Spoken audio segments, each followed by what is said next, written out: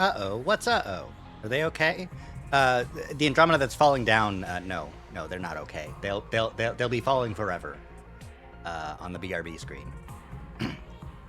They're gonna get brain damage? Yeah.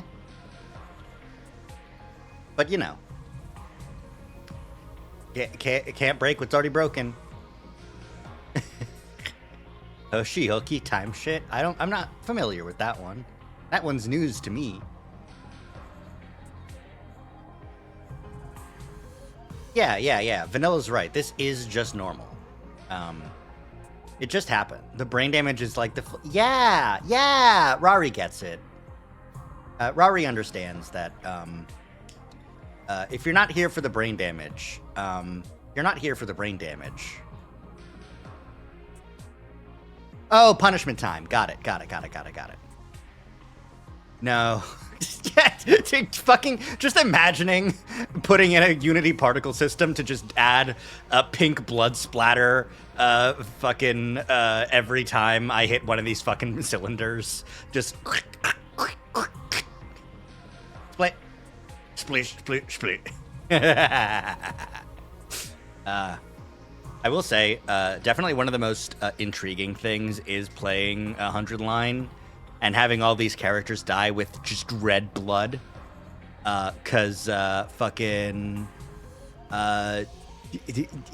one of the few games that Kodaka has worked on where there's not pink blood for one reason or another. Because Rain Code, pink blood, but it had a reason. But it was still, it's just Danganronpa influence. Everyone was like, is that really blood? And everyone's like, oh, it's because you're scared of blood. And it's like, no, because it's fucking pink. Are you serious? Is that real? Yeah. Pink blood for a reason. Their blood is pink for an amazing reason. I heard that it wasn't necessarily censorship. Let me double check that. Danganronpa pink blood. Okay, censorship for the first game, but after that it became a staple of the franchise.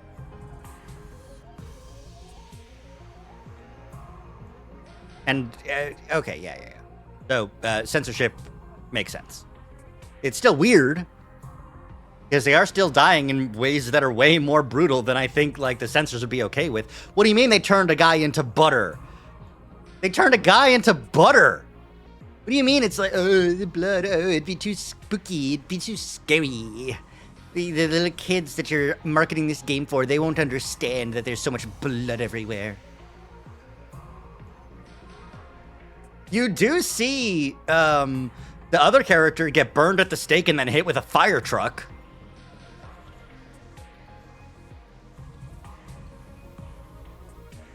You do see characters strung up, their dead bodies just hung up, and a serial killer message be laid out.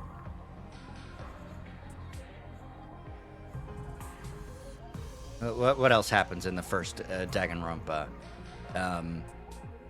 No spoilers for the last case, because I'm still figuring out what happened to Mukuro Ikusaba, the 16 student who lays hidden somewhere in the school, the one they call the Ultimate Despair. Watch out for her. Let me go over to the Hangout screen so that I can actually. Hi, I'm just yapping and I'm not even on screen. Come on. The blood is pink, so they're clearly clankers. No. They're clearly homunculi. That's obviously what happened to all of the Danganronpa characters. Ow. Thank you, Vanilla, for understanding my epic and based Rain Code reference. All right. I'm going to plug in my controller. Watch out for the USB connection noise. There it is. Sounds like a homunculi. I would never lie to chat. Not once in my entire life would I ever intentionally go up to chat and say something that was untrue. It'd be fucked up of me to do. I would never. That's why there's a Philosopher's Stone in 100 line. It's all coming together. Was there a Philosopher's Stone? I don't remember the Philosopher's Stone in 100 line. The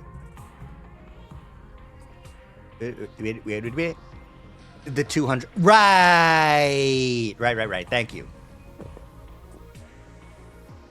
Thank you, double. Yeah. So we get the Philosopher's Stone. The homunculi are powered by the Philosopher's Stone. And I was going to make a joke that the invaders are homunculi, but no, that doesn't work out because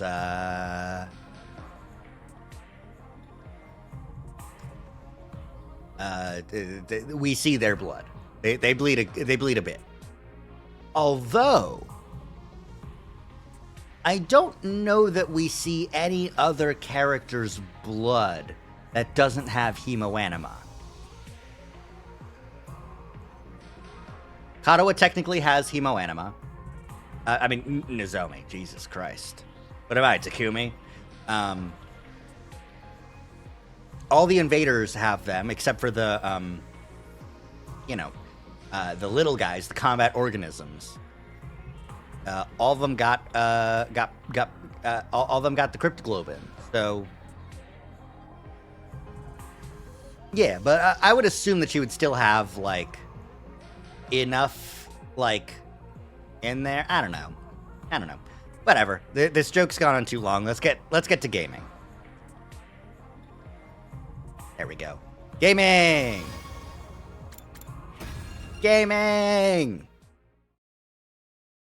We definitely see her bleed at the end of Route 0. Yeah, exactly.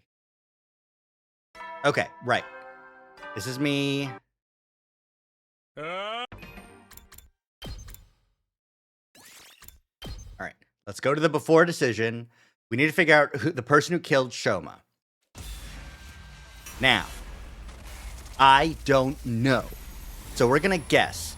My guesses for my possibilities are... let's see. Who did I say? I mentioned this in like the Discord server. I was like, my main picks are Tsubasa and Moko. That's right. Okay. So we're gonna start with Tsubasa because I think that's the wrong answer. So let's find out. Doesn't know anything. So true. Thank you, Vanilla, for being on my side with this. All right, Tsubasa. Sorry. I hope you didn't. That'd be fucked up. I don't want you to have done it. The real killer is... you, Tsubasa Koana! Wait a minute. Are you out of your mind? How is that even possible? Very well. Allow me to explain. What you did was, you know... It's all very simple. You were... This guy's taking a high heavens. Of course he is. He's X after all. Well, there we go. That was the only other person I knew who knew about the birdcage's characteristics and could invent the everything. We've got Moko, who had the butcher's knife in the bad ending we got, so that's a possibility. All right, Moko. Anything?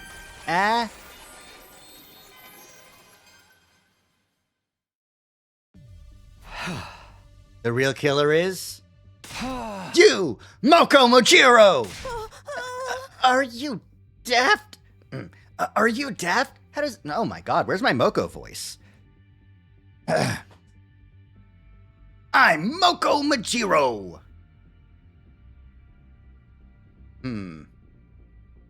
Is there just one ending for getting everyone wrong? So, there are two right answers. There are two paths where it's correct, or at least like the bad ending that I got before. That was other, and there's one left answer. That's true. Are you daft? How does that even work? Very well. Allow me to explain. What you did was you. All right, it's not Moko, it's not Tsubasa. What the fuck?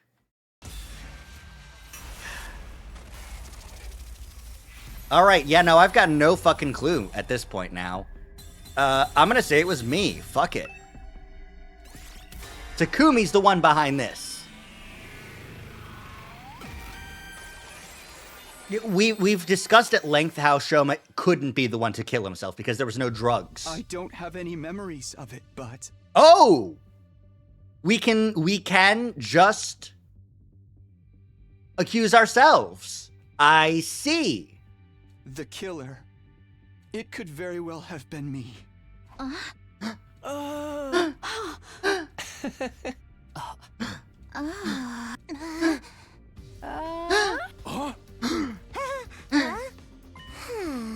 Yeah, like I've been saying all this time, right?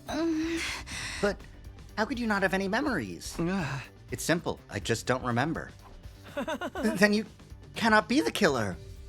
But I don't believe any of you here could have done something so cruel. Also, I'm the only one who could have gotten inside since the key was with me. There are other reasons, too. Nothing happened when I was unconscious, right? I wonder why they were like, yeah, good luck.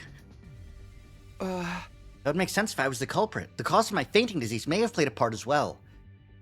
Traces of treatment found on damaged parts of the brain. Fainting disease likely developed as an after effect. No wonder why they were like, yeah, good luck, and gave 0 hints. It's fucked up. If those damaged parts have actually yet to heal properly, I could have gotten up subconsciously at night and did all those things without being aware of it, right? That's why I'm saying, probably me, maybe. And you leave us with no choice but to lock you up in a cell.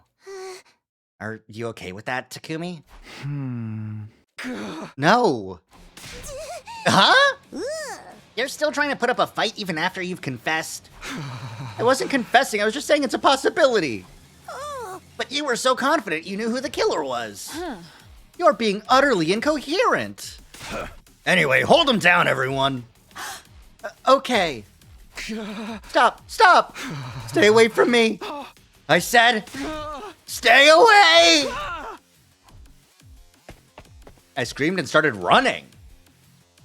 Is the brain damage the gay disease? The brain damage is the no-gi disease. You bastard! Stop right there! I burst out of the room into the hallway and just kept running. Some time passed. No gi? Yeah, giant. I was finally able to throw off all my pursuers after running around the school haphazardly. I'll be in danger if I stick around here. I should leave the school for a while and get my head together. I headed to the entrance hall and grabbed a fire extinguisher before sneaking outside. Before long, I arrived at the wall of fire, but somebody had been lying in ambush there. Yukamu! You are X.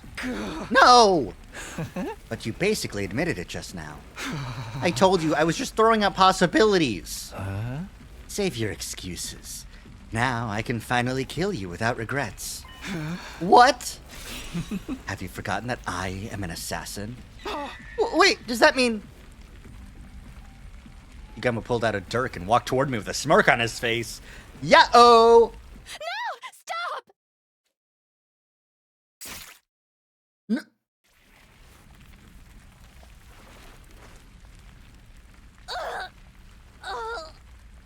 Nozomi! Why? I saw you, so I ran after you. Yukamu! How could you do this? Hey, this wasn't my fault. I was just trying to intimidate you. Killing you had never been my intention at all. Shut up! I charged at Yugama with a feral roar and we grabbed hold of each other. As we were struggling, we lost our balances and our bodies careened into the wall of fire at the same time.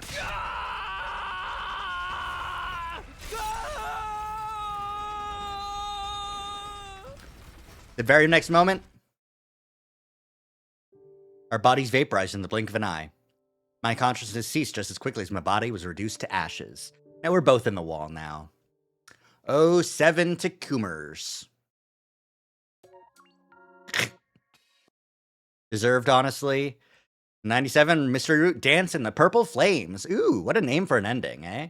All right. 47. Updated.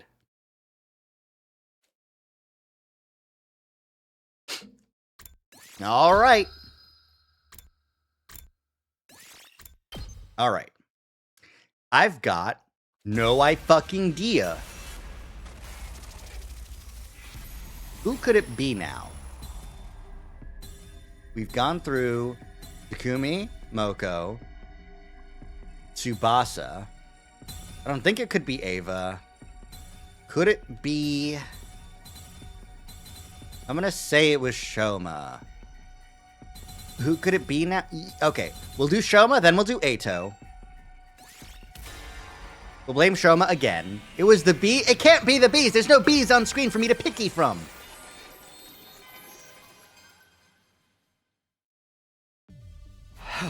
The real killer is Shoma Ginzaki. That's right. He did it to himself. Huh? Sorry. What? Huh? Are you trying to say he killed himself? Yes, in a sense. In what sense? How did he pull it off? Very well. Allow me to explain. What you did was, you know, it's all very simple. You were... Shit.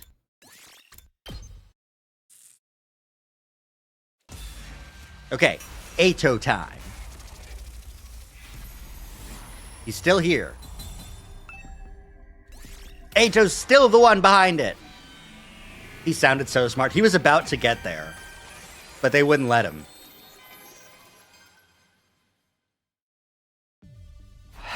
The real killer is him, Eito Atsuki. Huh? Sorry, what? Huh?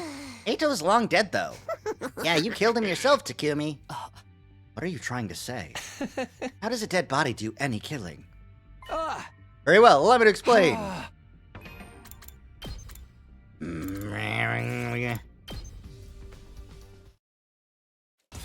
There's not enough information to tell, like, who actually went. Is this on the kill Eito route? Yeah, it is.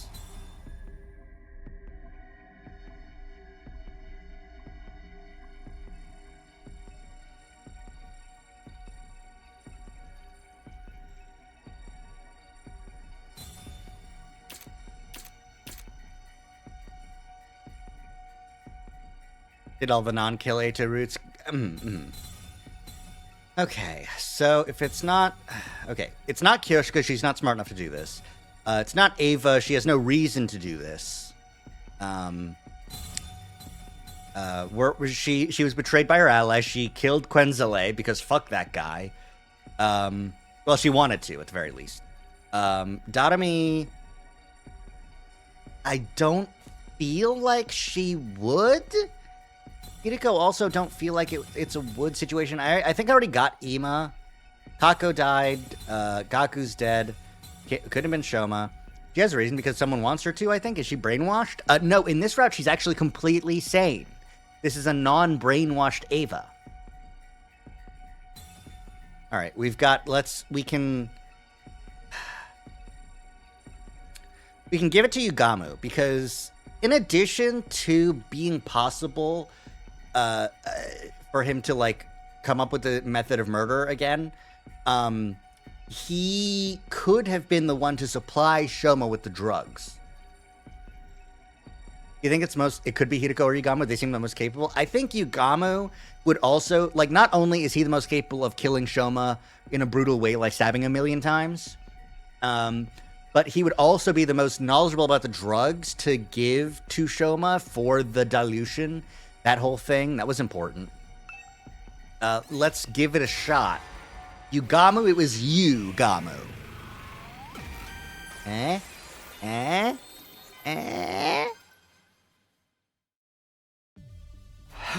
The real killer is... you, Yugamu Omokage! What a funny joke. Please go on. I'm very curious to know what you'll say next. Specifically about how I presumably did the deed. Very well, allow me to explain.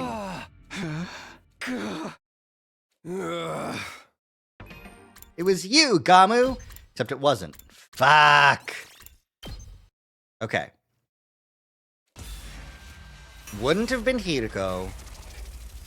I'm not blaming Nozomi yet. It's too early in the route to pull out a Nozomi evil. I don't want it to be Kurata. Alright, let's try Ava.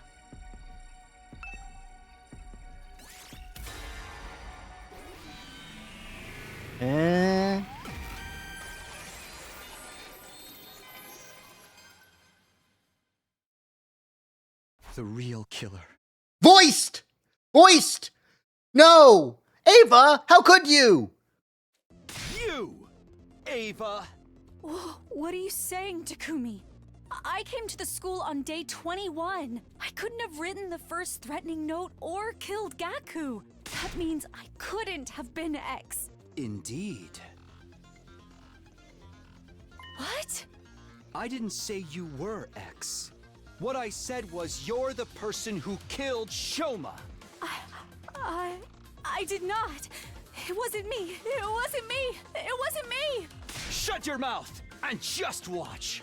I'll be exposing every last detail of your criminal wrongdoings from start to finish. As someone who was locked in the cage, she likely would have had the time to investigate all the details about it.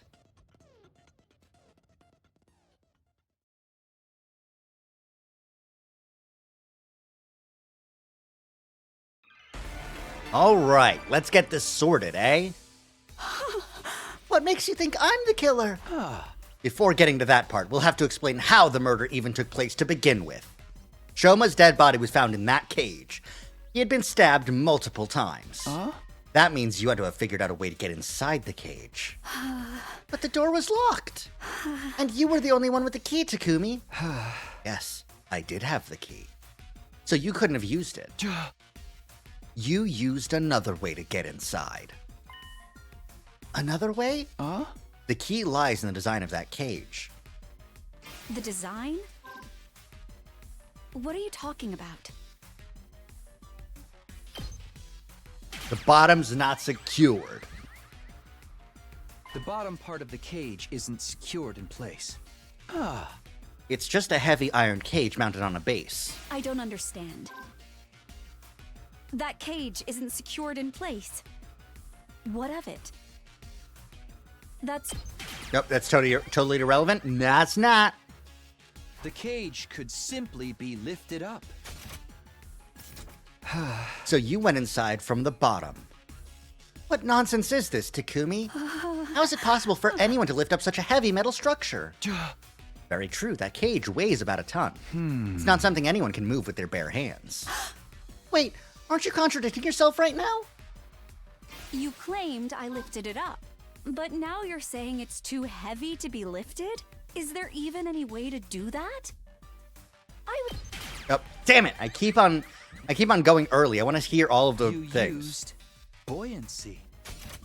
I would like to know what you think I did. Buoyancy?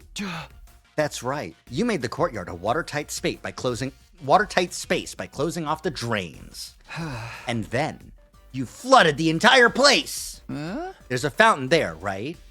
You open its valve fully to release an enormous amount of water through the nozzles, turning it into something like an erupting geyser or open dam. You left the fountain valve wide open for a while to fill the space with water.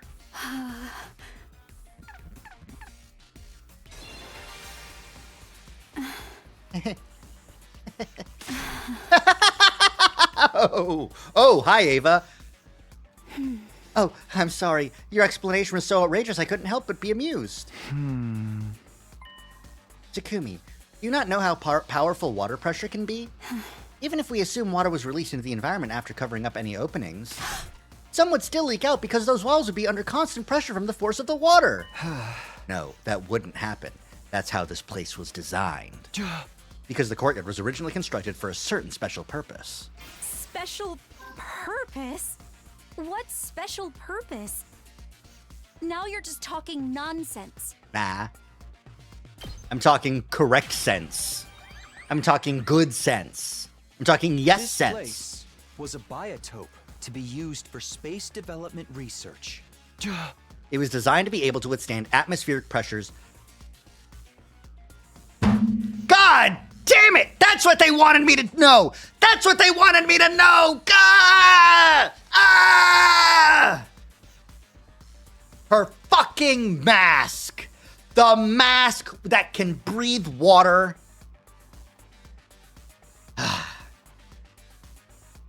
The mask that has an oxygen supply that can breathe underwater for a significant amount of time without any oxygen supply that can only be worn by her. That's what they wanted me to know. Damn it! Damn it! I can't believe I forgot about that. Ugh. It clicked. It clicked. Picked up on the mask thing as soon as she mentioned the water pressure. Yeah. There could have been a little bit more, just a little bit more information about that whole thing. Like someone has to be underwater to do it. But like, it's like, why was Shoma not drowning? And, you know, it's like doing math wrong but getting the right answer. Yeah. But it's one of those things because, like, how did Shoma himself not die of drowning? If the whole point of the, like, mystery solving is the only person who could have done it is someone who wouldn't have drowned. Whatever. Yeah, that's right. And that's why it's impossible for water pressure to cause any leaks. After a while, the place became filled with water. Considering the water flow of that fountain, it probably took about 3 hours for water to rise to the top of the cage. Shoma was killed at 4 a.m. Counting back from that time brings us to 1 a.m. for the approximate time the water started accumulating.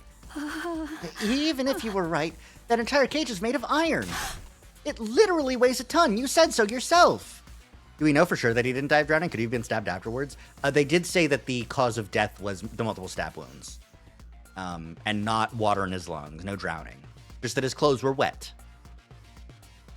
I guess. I don't know. It wouldn't shift around simply from being submerged in water. Buoyancy doesn't work that way. How could anyone have lifted up a heavy iron structure like that? Guess he was treading water then? But with the By balloon. using sturdy rubber balloons. Rubber balloons? Ones that can be filled with air up to a capacity of about 10 liters. You inflated 100 of these balloons and put them into the cage. Be more precise. You put the deflated balloons into the cage first, before inflating them. Archimedes' principle states that upward point force is equal to the weight of the displaced water. Oh, god damn you, smart Takumi. Archimedes' principle. Shut the fuck up. 100 balloons that hold 10 liters equals 1,000 kilograms. In other words, the effect is 1 ton of upward force.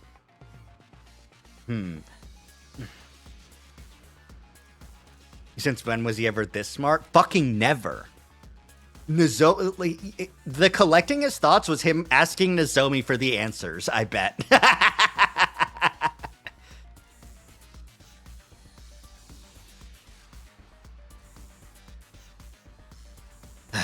Yeah, no, genuinely, because it's in order to understand this, you have to make the correct assumption. Like, you need to also remember that 1 liter of water weighs 1 kilogram.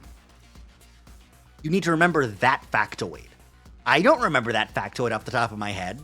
I do now that it's been mentioned again. But, like, how much does water weigh? 1 kilogram per liter.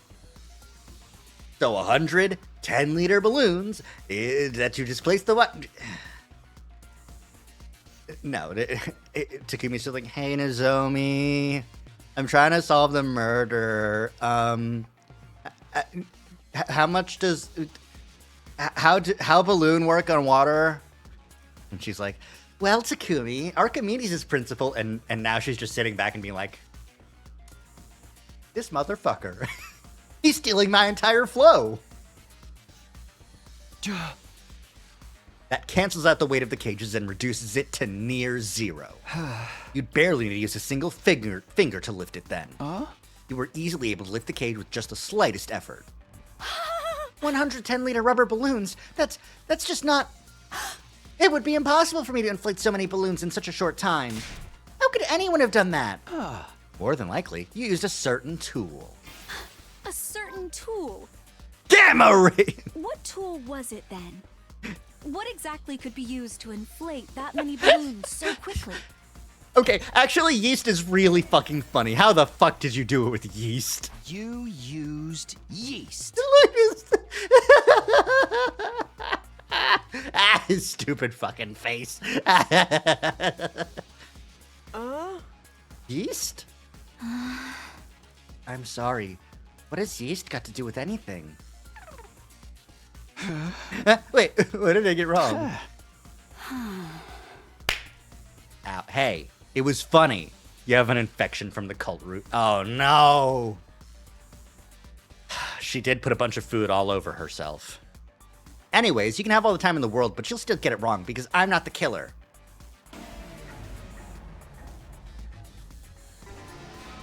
It was too funny not to pick. What special purpose? This. It wouldn't shift around simply from being. Shut up. Throwing shinks at double. So true. A certain tool. Gamma rays.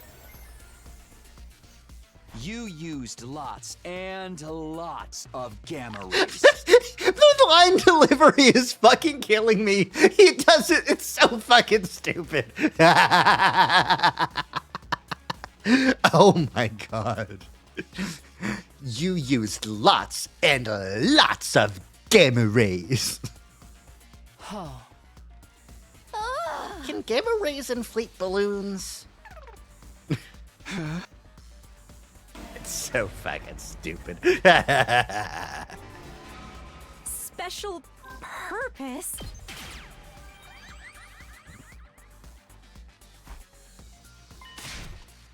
It wouldn't shift around simply from being. All right, well, let's be real now. A certain tool. The tired pump. The bicycle tire pump in the parking lot. It's an electric air compressor. It's mounted on wheels and can be easily moved here. Using that would make it a literal breeze to fill up all those balloons.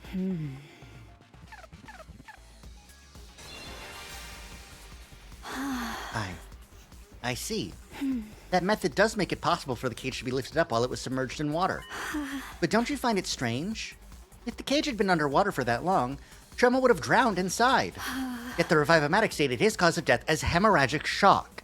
Yeah, see, I knew that it said somewhere that his cause of death was not drowning. Doesn't that conflict with the sequence of events you've laid out?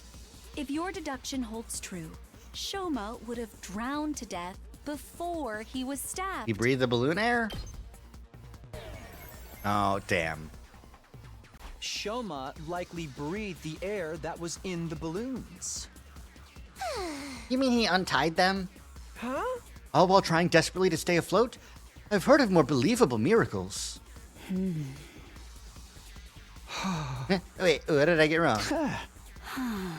Please stop wasting my time. I like that she gets even more upset with Takumi as this accusation goes conflict with long. the sequence of events you've laid out? The cage couldn't have been completely submerged, is how it must have been. The cage wasn't completely submerged. The water only had to stop just below the topmost part of the cage for it to work. Discharging water equal to the volume of the cage itself created the buoyant force needed. Troma kept his head above the water's surface and breathed through his mouth, gaping and gasping for air the whole time. You took this opportunity to lift up the cage while underwater, slip inside, and stab him multiple times. I love wasting our time. What happened to the water in the courtyard after that? You opened the drainage walls to drain it away. Then the courtyard should have still been wet when we discovered Shoma's body. But was it The wet? hot air blast from No, the desert not at all. environment thingy. Yeah. You used blasts of hot air to dry the place up. What? I mentioned just now that this courtyard was originally created as a biotope for space development research. Because of that, it's perfectly capable of reproducing a desert environment. Which means it has the ability to blast hot wind around the area. After draining the water away, you activated that setting to dry the courtyard. Due to the lack of time, however, Water didn't dry up completely. When we first discovered Shoma's body, it was actually still somewhat damp. It was dry enough, though. Plus, we were all distracted by Shoma's dead body. That's why we failed to notice the remaining wetness in the area. The only thing we did notice was that Shoma's body was damp. Fine, I understand. This is utter foolishness. Let me summarize what you were trying to say. I went underwater, lifted the cage, stabbed Shoma multiple times while he was gasping for air at the surface. Then I dove underwater again and turned the valve handle to open the drainage walls. Look, Takumi, I am neither a diver nor a mermaid. Even if I was an expert at holding my breath. A regular person would struggle to do even one of the things you're accusing me of. I'm underwater. At Sheer that. willpower. It's all completely unrealistic. Sorry, Ava. Gotta break it down for you. No. It's absolutely possible. They have those on Futura Mermaids?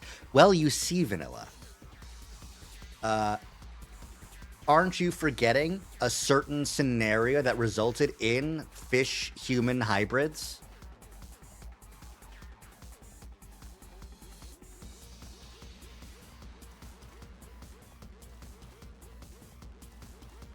Yes, they have mermaids on Futurum, but they are fish head and human leg and rest of the body.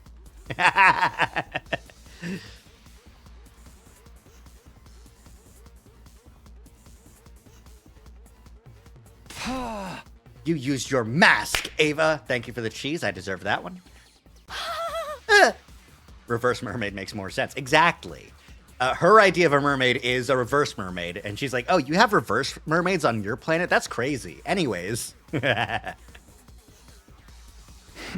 Tsubasa told me about it. There's a miniature air tank in your mask. It allows you to use it as a sealed gas mask. You can breathe for up to 30 minutes using it like that. Yeah, I did say that. I never thought it would work underwater, though.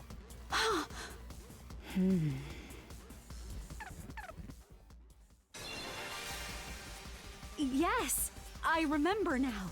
My mask did have a function like that, but someone stole it from me. Oh my god. This is the most obvious lie. That person must be the real killer. Yes, that has to be it. I know I am right. You've been cornered and you know it, Ava. Just admit that you're the one behind this. Your mask was unique. It's custom made to fit a specific shape. According to Tsubasa, you're the only one who can wear it. You were right, Ava. This isn't a crime that a regular person could have committed. Only a diver, mermaid, or someone with that particular mask could have done it. Ergo, the person who could wear that particular mask is the culprit. And only one person in this world can put on that mask. That person is standing right in front of me. It's none other than you, Ava! You're the only one who could have killed Shoma! No! No! No!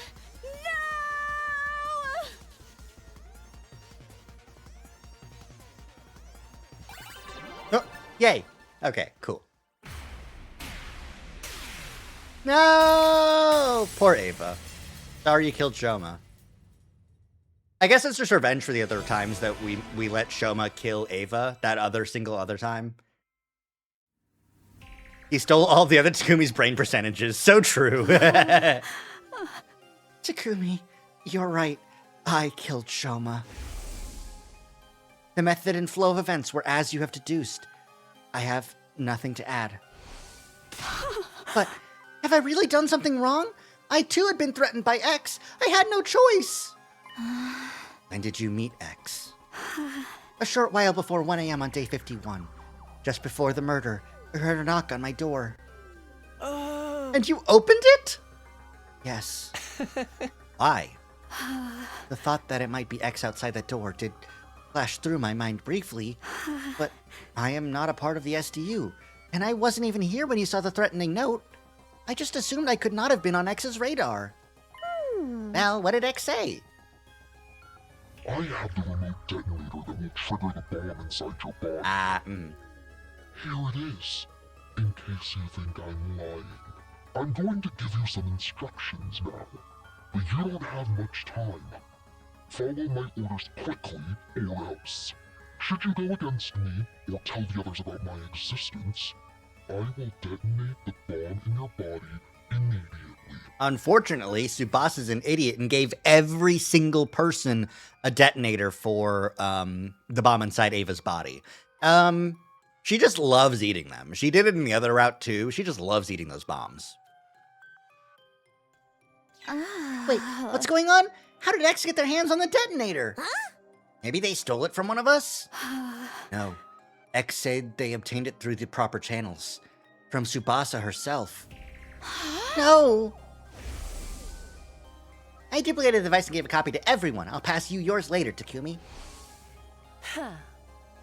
Now we are 100% sure that X is one of us. No, I think you can remove me from that list. I passed the first detonator to Hideko and never got it back, and haven't received a duplicate from Tsubasa yet. That is fair. Sir Takumi shall be taken off the list of suspects. Everyone else started scrutinizing each other with great suspicion, not daring to even move their bodies, only their eyes. X is among us? Shocker. Hey, Ava, just one thing. Yes? X said they'd blow you up if you told the others about him, right? Yes? And that's what you're doing now. You feeling okay? Why hasn't X blown you up yet, indeed? I believe they could if they wanted to. The device is small enough to fit in the palm of someone's hand. It could be hidden in a sleeve or on the chest or on the waist, and no one would notice. It would be easy to simply press the button at the opportune moment. But X cannot do that for one particular reason. And what's that? Takumi, do you remember what I told you about the bomb mechanism before? Yes, I remember. Anyone standing within 25-yard radius at that time will be blown into smithereens. 25? That makes the blast diameter the length of an Olympic-sized swimming pool. Basically the length of this entire courtyard. Aha, that's why X isn't pressing the button. Because they'll be caught in the blast as well. And it's not like they can simply run away.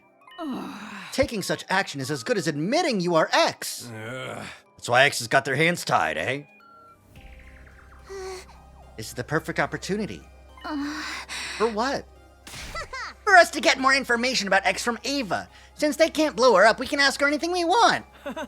Great idea! Ava, do you know anything else about X, their height, body shape? They were dressed in the same outfit Shoma previously described and used a voice changer as well. So it was not possible to discern who they were by their looks and voice, but... Ava looked down. A short, hesitant silence later, she spoke up again. Actually, I figured out who X is.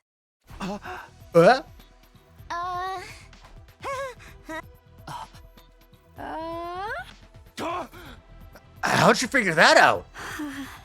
By their mannerisms. Their mannerisms? You know how some people will subconsciously touch their chin or play with their hair when thinking about something? Those sorts of mannerisms.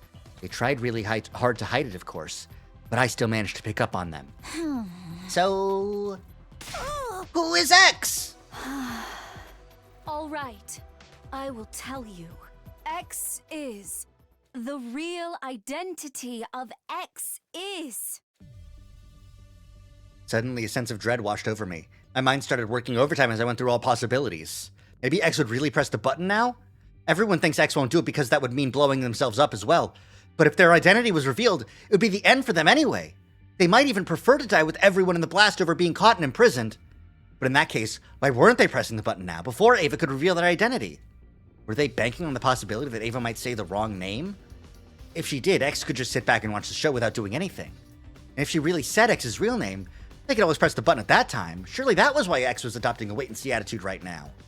It might be dangerous for Ava to say that name out loud. Even if she got it right, everyone would die anyway. Still, I might just be overthinking things.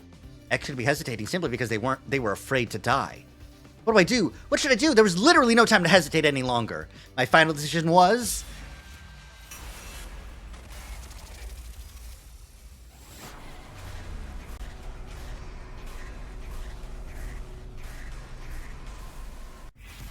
shut Ava up. Yes, no. Okay, so... honestly, X could still just hit the button. Because revive-o-matic, right? Like, as long as they don't lose enough blood. Well, but the drones would need to work. And I don't think they're working for the inside of the school because there's murders happening, you know? So... Alright. Since I think yes is the correct answer to continue on with Mystery Route, I'm gonna say no so that we can die and get the bad ending. Murdered happened in Box of Calamity 2. Yeah. Well, anyways.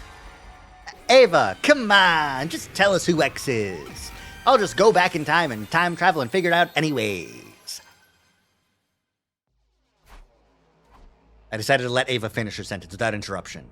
However, she stayed silent after that and refused to say another word. Ugh. What is the matter, Lady Ava? X got your tongue? Or do you actually not know who X is? What? Then why did you pretend like you knew? At Emma's question, Ava suddenly. She smirked and let out a chuckle, looking as if she was mocking us. When I saw her expression, the truth dawned on me. Of course. You're afraid, right? You're afraid to die. Even if you were forced to do so by X, you were still the one to kill Shoma. That is an unforgivable act. And you thought to yourself, I'm going to be thrown into the cage again. This time they're never going to let me out. Why should I stay then? I'll blow myself up and take everyone in the SDU with me. Ah, shit. But you were afraid to face death. You never had that courage to begin with. So you decided to leave it in the hands of X, right? The act of pressing the button to activate the bomb. Oh, that's why you lied about knowing X's identity. Wait, that means you're going along with us? That means you going along with us all this time was just an act? When you said you hated Veshness, was that a lie too? Also, you could gain our trust and gather intel while hiding in plain sight? Ava said nothing in response. Her lips didn't move for a second. But something else did, her hands. The detonator's on a joint on my left-hand pinky finger. Moving in a particular motion triggers an explosion. Ah! My body moved before my mind did. I exploded into action and dashed over to Ava breakneck speed. I grabbed her left wrist and shouted loudly. Get away, everyone! At that, everybody made a mad scramble for the exit. Right after that, Ava grabbed my shoulder and forced me to face her. As I did, I saw a raised foot, and I found myself being kicked away. I landed near the exit where there were 5 other people. They had just reached the gate and were not yet outside. The other 5 had rushed to the exit on the other side and were about at the same distance away as well. I quickly stood up and looked in Ava's direction. She pinched her little finger and said, Is this the courage you said I didn't have? She pulled on her little finger without a trace of hesitation.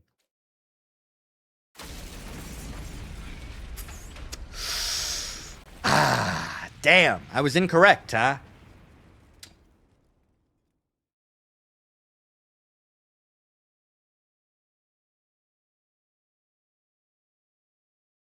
Day 80. Shit. Well, now I want to go back and get the other one right away. Wow, it's finally your 80th day of active service here at Last Defense Academy. All right, let me save. Then let's go back and pick the other answer. Oh, day 80. Jesus, actually. Yeah. Didn't even go back. Why not? Yeah, exactly. I can just go back to the day. All right. Ava, shut up. X will kill you and blow you up and blow us up and we'll all die.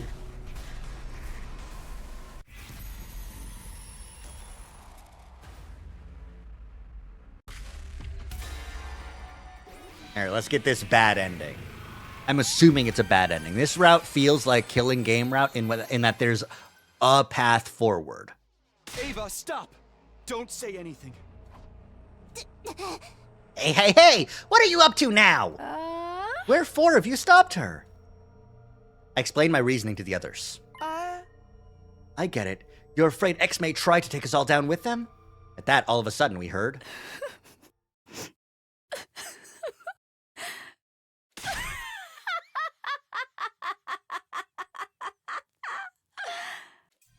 Ava burst out laughing to everyone's astonishment. mind sharing the joke with the rest of the class? The joke is how you are all being so obtuse. What? It's the same. What is? Your ultimate destiny. Wait, are you? I shouted, but it was already too late. Ava had pinched her little finger and pulled it out without any hesitation.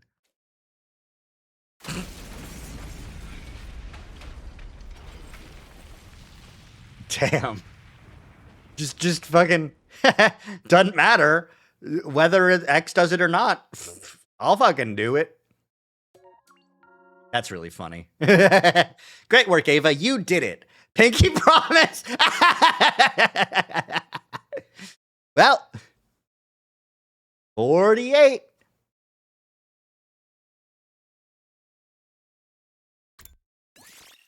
All right. Oh man. My phone, I redid my phone mount to raise it up a little bit. It's way more sensitive to desk shaking now. See, look at this. I'm not moving. It's just the camera moving. I gotta redo that. I gotta move it down a little bit, I think.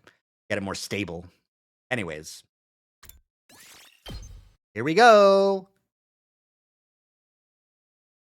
Day 80. Couple days passed. It's day 80. I was already so used to waking up and finding out that I had missed a bunch of days that I was more surprised by the fact I was somehow still alive. When I think about it, I seem to recall someone pulling me back with great force just before the explosion. I just want normal, non-brainwashed Ava who also isn't trying to kill everyone. Unfortunately, the closest we get is fucking Ghost Ava. Maybe we get a different Ava route somewhere, somehow. That could be why I survived. I wonder who saved me. I didn't see who it was, but I remembered a lavender Thank you, Hideko. Everyone say thank you, Hideko.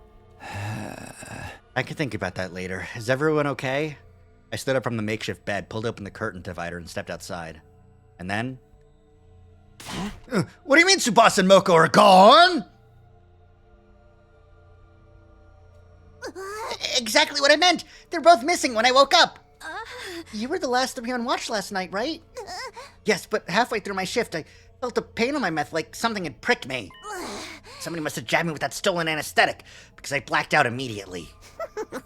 And when you woke up, they were both gone? That's what I've been trying to say! It was at this point that everybody finally noticed I was awake. Sir Takumi, I see you've decided to rejoin us in the land of the living. 5 days no see. Oh! Pretty fast, all things considered. Yeah. Hey, shouldn't we be looking for Tsubasa and Moko? Yes, the 9 of us here will split up into groups of 3. After some discussion, we decided on the following groups. Group 1, me, Nozomi, Dadomi. Hi, Dadomi! Group 2, Takamaru, Kurata, Kyoshika. Interesting. And Group 3, Hideko, Yugamo, and Ima. Interesting groups. We got a second to last Defense Academy member in each group. Let's go find them. And thus we embarked on the search for Tsubasa and Moko. We visited every place in the school to see if we could find any traces of them. However, they're nowhere to be found. Takamada's with 2 of them. Yeah, Kyoshika and Kurata. See, I feel like Kyoshika is just a core member of my heart that I forget that she was in the second campus. Mean to Kurata. It's already been an hour since we started looking. Suddenly, we heard a strained voice coming from the schoolyard. Bad news! Teams Takumi and Takemaru, can you hear me? If so, come to the parking lot right now. We gave each other knowing glances before rushing toward the stairwell together. Takemaru's team was already at the parking lot by the time we arrived. There were a few trees near the parking lot. Hideko and Takemaru's teams were staring agape at something near the top of them. Red started to pool in the pit of my stomach. I turned slowly and cautiously in the direction of their stares. What I saw was No! Not the both of them! No! No! How? It was clear they were both dead. Blood drained from blood drained from my face, and I felt sick to the bone. Now 5 of my friends are dead. I didn't know how my heart wasn't breaking apart. Somehow, I held myself together and said, Help me lower them to the ground and move them to the infirmary. Tsubasa! Hey, you better have that same energy for Moko. You better have that same energy for Moko. You better have that same energy for Moko.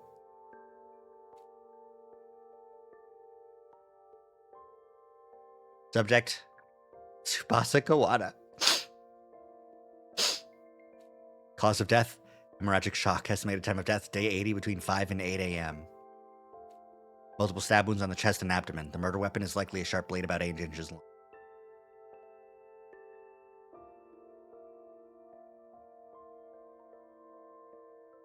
It'll never be Moko Mania ever again. But a similar type of blade to the one used to kill Shoma, which we never found or recovered, likely given to Ava by X. So it's either, but it could also just be an infuser, because the infusers, they're long. I think they're longer than 8 inches long, but whatever. Too much time has passed since death. Insufficient cryptoglobin present in body. Impossible to revive. Subject, Moko Mojito. Cause of death, hemorrhagic shock. Estimated time of death, day 80, between 5 and 8 a.m. Lacerated carotid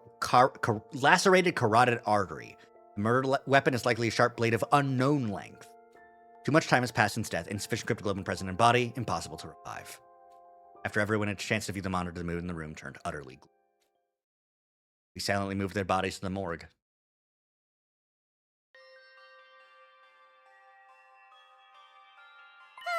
Hey, you mind if I mention something? Huh?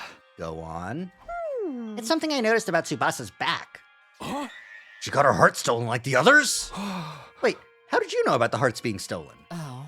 I decided it was not something worth hiding and told them about it. Ah, right. But I don't think the cases are related. Neither of them had their backs cut open. Then what is it you wanted to tell us about Tsubasa's back? I noticed it when the hem of her blouse hitched up while we were moving her body just now. Academy walked over to Tsubasa's body and removed the sheet that was covering it. She turned over the body and pulled the blouse up so that we could all see the strange thing on her back. Huh. 2?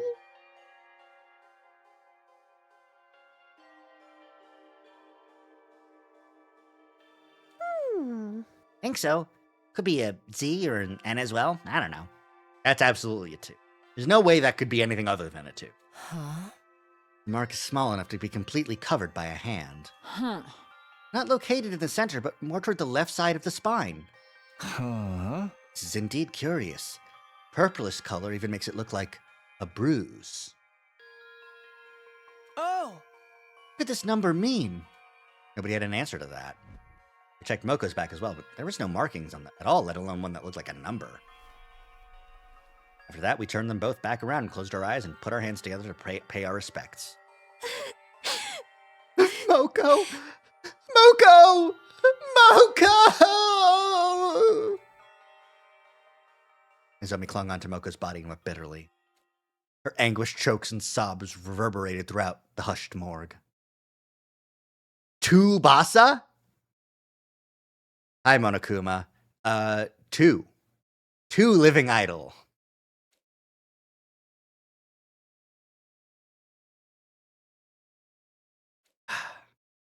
You're on the best route. I suppose I am. I will say, your favorite route to be precise. I figured that's what you meant. I will say, this route has been. I would have preferred a little bit more information before the this reveal, because I did not put together what I needed to put together. I was trying to brute force it. So a little bit more information, and I would have been able to get that solved. But just like like they expect you to figure out how Shoma didn't drown and how the killer didn't drown, instead of just like a lot of the other writing in this game where yeah, the game expected you to do the route where you could get this info before this one, but the issue is the route where I have any amount of information about how to escape the cage is this one where they don't tell you shit. HO escapes, and then you fucking, it's locked. But I don't have that answer yet.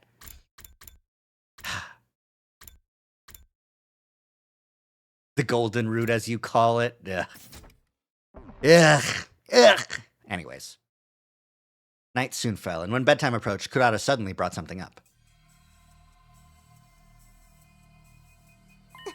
I found this in Tsubasa space. Can you guys take a look at it? The organic life detection device. 9, same as the number of people here. Ain't about time you just showed your hand, X. You're one of us here, ain't ya? No criminal in their wrong mind would happily come forward to identify themselves when asked. Takes a lot of theorizing to figure it out. Yeah. Gives her the balloon and water, and that's all we get. Took a good amount of time to figure it out. Yeah. How about this, X? Fess up when we promise not to throw your sick little ass into jail. So come on, help us out here. Are we only talking to X right now? See what? X instructed someone to kill Kako and Shoma. What if it was the same this time? Hey, don't you go putting weird ideas in my head. You're basically saying there are 2 killers among us? There are 2 imposters. Whatever the case, we should probably be sleeping together. I agree. X should still have some of that anesthesia left. Another option is to increase the number of people on watch, but it's probably safer for everyone to just sleep in their own rooms. What do you think, Takumi? I folded my arms across my chest and thought long and hard about it before saying, Yes, going back to sleeping in our rooms may be the better option at this point. On the condition that nobody opens the door until the morning announcement. Are we clear on that?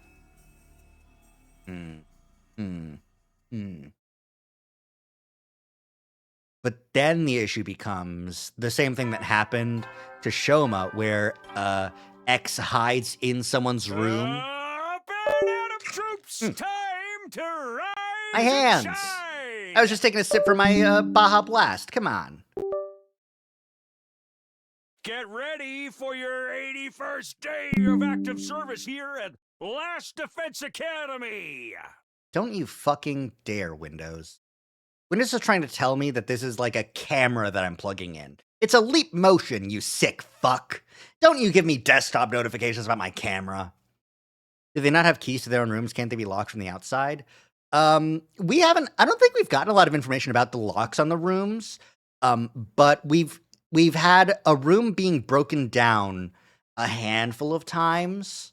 Such as hostage Nozomi and Ima's room. But for all intents and purposes, the locks work. Until they don't, for narrative reasons. Nope, I'm not on them. Prepare to spend another day enduring The unendurable and suffering the insufferable to pave the way for humanity's future greatness. Be ready to give your lives to protect our beloved school from the vile and barbaric enemy. Didn't black out despite having gone through so many stressful events yesterday. Didn't know why. It wasn't like I'd been cured of the fainting disease. During the day, we split up into groups to investigate the deaths of Tsubasa and Moko. But we didn't find a single clue. Soon the sun started setting. Darkness took over. Bing bong. It seems like poor planning if the rooms are built with doors that can only be locked from the inside. Hey, soldiers, it's time to hit the hay. Well, you know, I don't know. We haven't heard anything about like the specific mechanism for locking the doors, but like a deadbolt makes sense, you know. Like it's not like a knob lock, which you can lock and then close the door, but like a deadlock, like a bolt lock, because that would mean you would have to be inside the room to lock it. But there have been like Hideko like jumped into the window of Ima's room, I think, to save Takumi. I don't know. You never know when the invaders might attack, so rest up while you still can. Well then, good night. Happened right after the bedtime announcement had played. Oh, the sound of the doorbell sent a chill up my spine. Was it X? Were they here to get me? Those thoughts raced through my mind as I gingerly made my way over to the door, where I was greeted by a familiar voice from the other side. I know what you're thinking, Takumi. Maybe Hideko is X, right? But you would be wrong. I am not X. Yeah, you say that, but just listen to me. I need to tell you something. You are likely innocent because you did not have the detonator for Ava's bomb. For that reason, I trust you and want to tell you something I remembered. What is it? I'm going to the morgue now. If you trust me, be there. I'll be waiting for you. I heard the sound of her clacking heels getting softer and softer until it went completely silent. What should I do? I don't believe Hideko's X, but... Ah, damn it! I had my infuser under my clothes as a precaution and ran directly to the morgue. Ooh!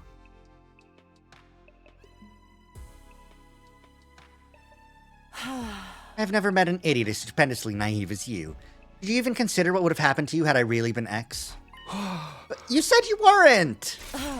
Only a gullible idiot would believe a potential suspect is not a bloodthirsty serial killer simply because they said so. I gritted my teeth in frustration, then said, Anyway, what was this thing you remembered? Hideko walked over to Tsubasa's dead body without a word. She stopped in front of the body and removed the sheet. She turned the body before lifting the glass up. It's that strange number we saw yesterday. What about it? This is her liver Oh! The code you need to activate the...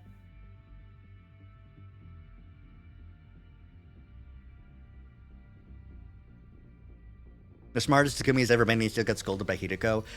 Well, he didn't tell her that he brought a knife.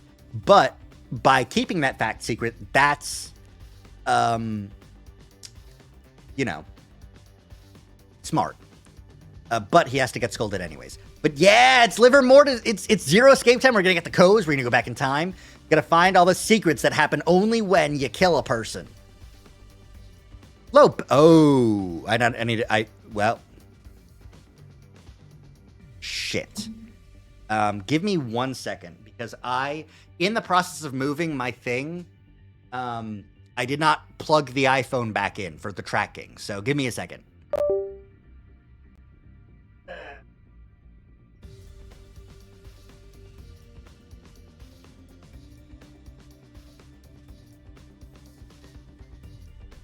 There she blows. Now I gotta plug my hand. Go like far out to go grab my grab the cable and plug that in. There's the Popeye coming out. Alright, come on, hands. Hey, there we go. Alright, perfect. Alright.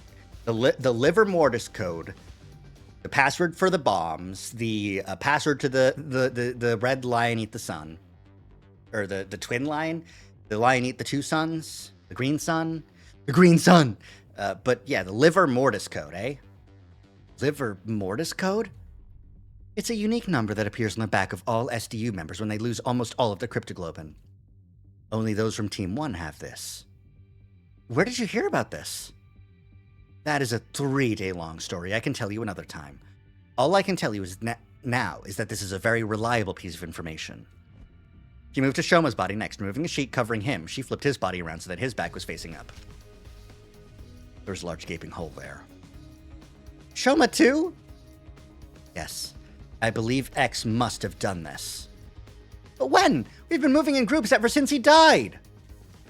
Well, there was just one sliver of opportunity X could have taken advantage of. What's that? When Ava self-destructed. Everyone got caught in the blast and were knocked out. It was the next morning by the time we regained consciousness. X must have woken up sooner than the rest of us, and... Hideko showed me Eito and Gaku's back cavities next. Finally, she turned Kaku's body over. Now we have 4 cases on hand. Every wound is the same shape. X used the same method to remove their hearts from their bodies. Sure seems that way. What do you see when you look at this wound? Well, the outline is rather clearly defined, like they were cut open with a scalpel or something. Oh, I get it now. It's in the exact location. That has to be it. The part of their backs with the liver mortis code has been cut out. Well done. Is it the same for Moko? Haven't you been listening? The liver mortis code only shows up on those from Team 1. Moko is from Team 2. Naturally, her back is code-free. Saying that, Hideko returned the bodies to their original positions. But why would X do such a thing? I'm guessing it's because they do not want us to learn of their existence. If the bodies were left in their original state, someone was bound to notice the code sooner or later. Oh. So they cut out the part with the code out in order to keep them hidden from us. Why'd you got the hearts too? Huh. Most likely a red herring. Think about it. Oh. What would be the first thing to come to your mind if you saw that multiple bodies had only a certain part of their backs cut away? Huh? I would think there had to be something on our bodies as well. I wonder who's 6'7" then? Oh, well, we'll never know because they're cutting out the 6'7" parts. Ugh. You see, now you're getting it. You would think X is targeting something invisible in that part of our bodies, right? And what would you do with that information? What am I supposed to do? Tuh. For example, I would cut out that part of my body before X could get their hands on it. Or cover it with something like a tattoo of a soaring dragon. Oh. X would likely be highly inconvenienced if we did that. That is why they took out the heart as well. Hey, you know this game? Hi, Razzle Dazzles. Razdazzles? There we go, sorry. Blech. Eh. They wanted us to believe their target was not that patch of skin on our backs, but the hearts in our bodies.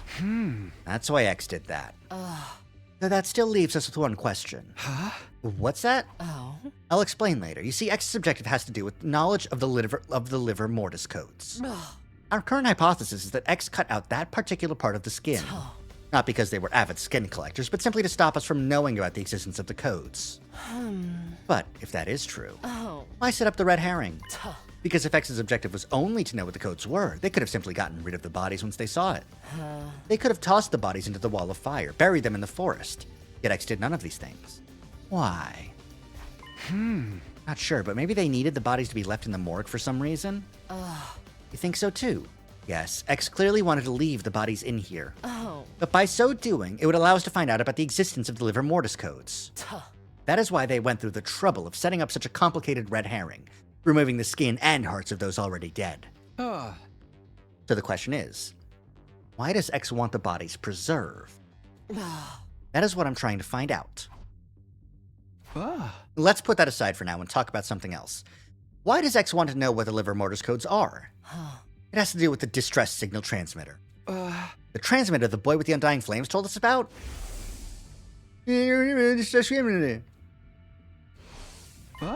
Oh, I know. The correct series of codes he mentioned. He must be referring to the liver mortis codes. Tuh. Yes, there are 10 people on Team 1. Entering 9 of our codes will summon the rescue craft. Ugh. Because knowing the liver mortis codes of 9 people indicates that 9 people have entered total death. Total death? Oh. It means the complete cessation of life. In this state, a person is impossible to revive. Okay, but how did you come across all this information? The same way I came across the previous information. By remembering them. Oh, the 3-day-long story you were talking about? Yes. I'll explain further when time is more on our side. For now, our priority is to identify X. Tuh. Do you understand now? Do you understand why I said X's objective is to find out the liver mortis codes? Does this mean X is trying to summon the rescue craft? Is very likely. So that they can leave the school? Quite so. Which also means X already knows where the distress signal transmitter is located. Because the liver mortis codes would be useless otherwise. That is a logical line of reasoning. Keep going. If we find the distress signal transmitter ourselves, we may find a clue to X's identity. Hideko nodded deeply at my words. Oh. That is why I'm going to start looking for the distress signal transmitter now. Care to join me? It's almost midnight. What are you, 5? Jesus Christ, Hideko. I missed you. All right.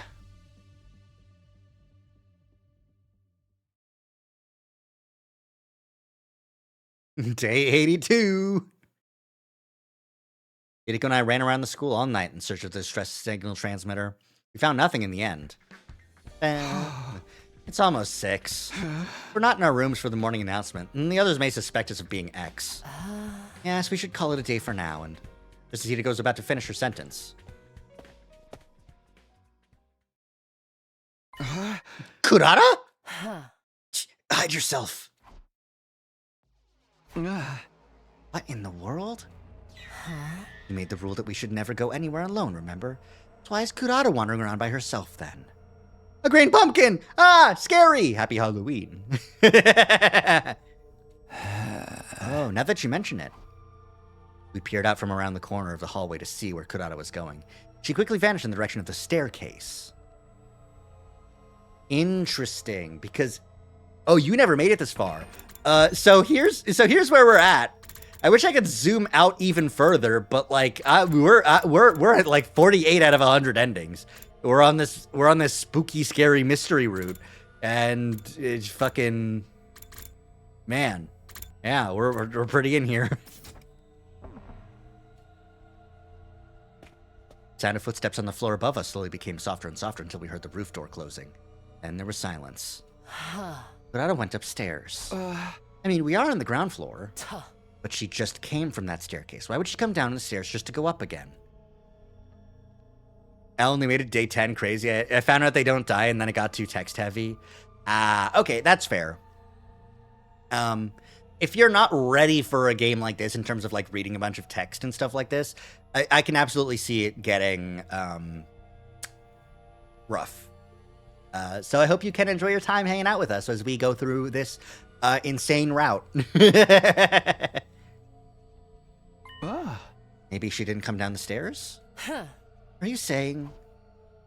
Started investigating the area around the staircase, groping around wall surfaces to see if we could find anything. This is one of the most text-heavy, text-based games ever. That's true. And then...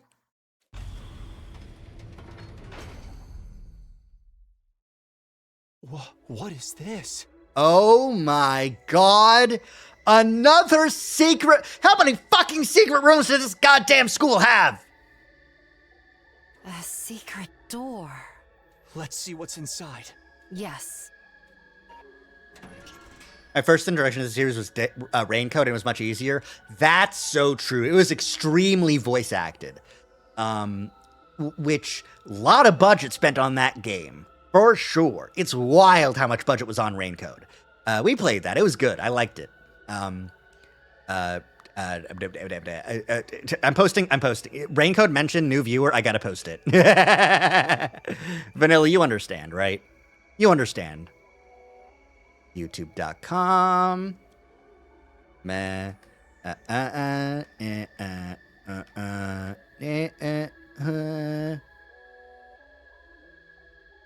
Here we go. Easier for you? Yeah, absolutely. Enjoy this YouTube link. The other type of these games are too long. That's so true. Thank you for vibing, Vanilla. This is why you just gotta watch the highlights of stream compilations or Let's Plays. You won't be sorry. I mean, maybe someone will be sorry, but it'll be awesome. In the meantime, we will continue a little bit. Kurata didn't come downstairs. She came up from here. So, at the end of this staircase... Yes. There's something to be discovered for sure. Let's go see. Let's see! Yay! Learning! Knowledge! The only person who's sorry is Yuma Coco Head. He's a sorry sack of shit, that's for sure. 1 million yen in...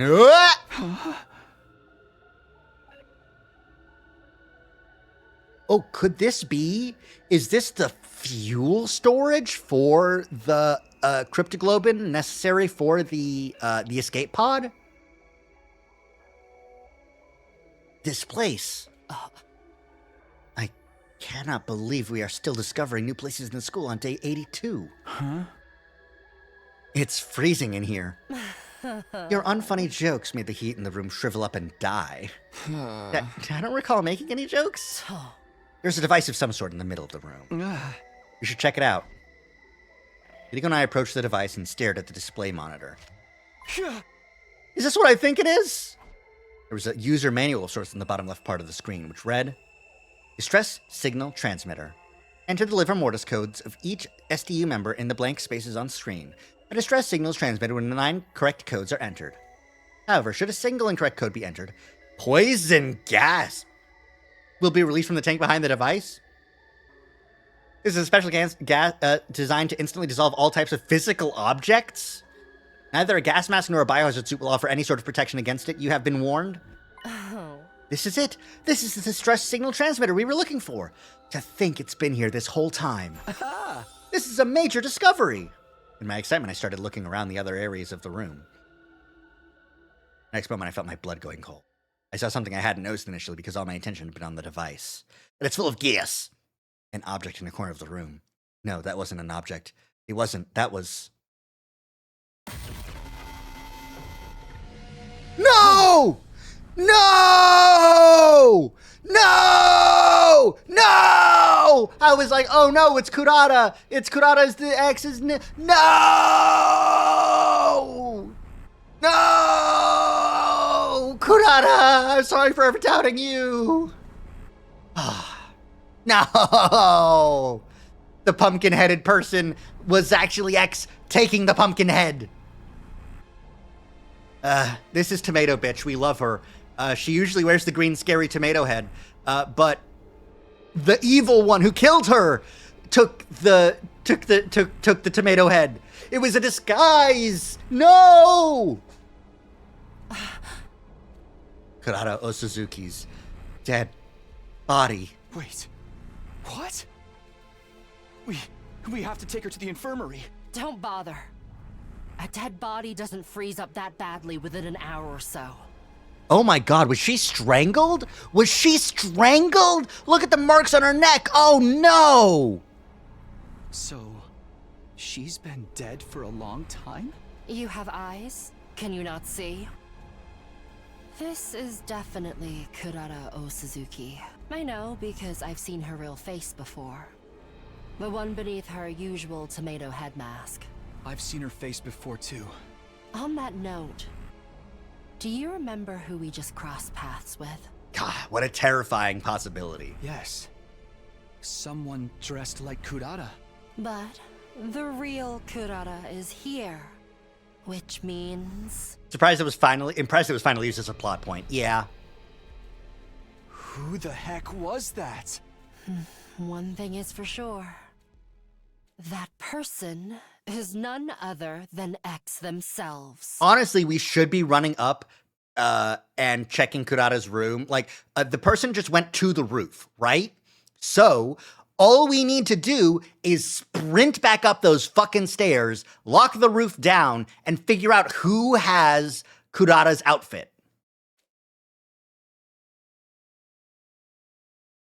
They can't have disposed of it because there's no incinerator or anything. Ah!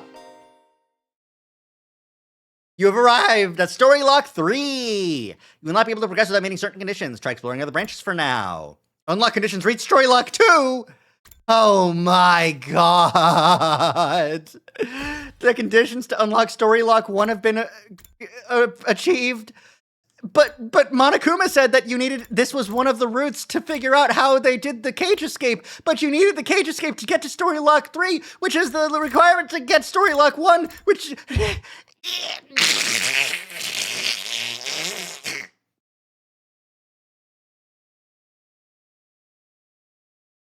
Ow. Ow. Ow, that actually hurt my head. Okay, well, I had a feeling we were getting to a very important plot point. That was a lot of feelings. You should see the fucking clips of this fucking, me playing this fucking game. Oh my god. It's a...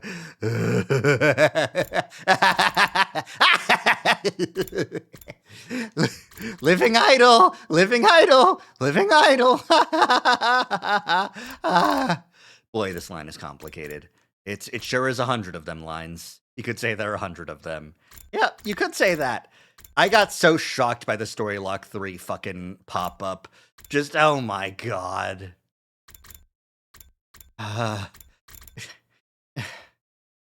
The fact that I know that there are 3 different story locks and I've only gotten fucking one of them. Okay, I need to, all right, let's go here. I'm going to go to the start of the day just because I don't want to get to the block scenario right now. I need to take a quick breaky. I need to take a quick breaky. Hey, look, it's day 10. It's where Razdazzles got stuck on. But like in a different timeline, in a different route. We got to go to the lock immediately. Not immediately. Not immediately. Not immediately. I need to take a break. I need a break. I got to use the can, and I gotta recuperate from the fact that we're gonna get this almost immediately. Yeah, exactly. I hope everyone enjoys a quick little ad break. I'll be back in a little bit, and see you in a few. As a BRB screen.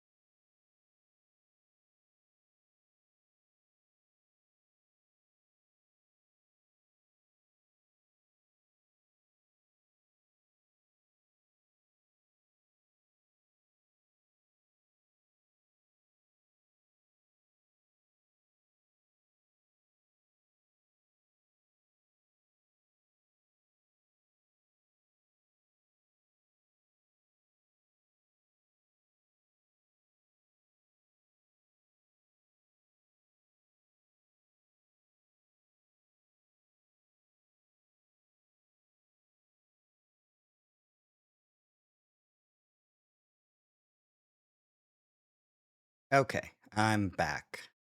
And the ad break is over too. So, it's just a 3-minute floor time. It's okay. It's normal. It's a normal amount of floor time. All right, let's get back to the gaming screen. There we go. My hands still work. My controller still works. Excelente. You know what? Let's go through just to refresh ourselves on what's happening on this story lock, you know? Hello. This is a supplemental broadcast. Ignore the announcement celebrating a milestone. I already locked all the classrooms. Hooray! That means you don't get anything special today. Just use this time to train extra hard, okay? Training, huh? It had to be making time for that today. I had something much more important to deal with.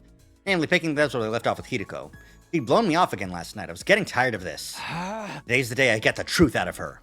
Of course, just saying that was one thing. How do I actually do that, though? Bacon refused to carry out Hideko's final order. That meant our deal was off. Oh, this is... Okay, no, I remember now. I gotta give her the calico cat.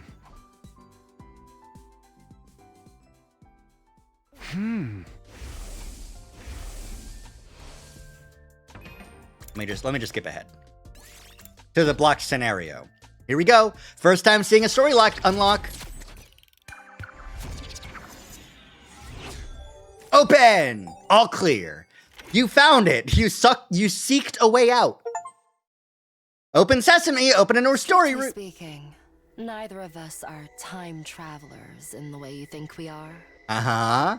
This isn't a matter of us leaping back in time.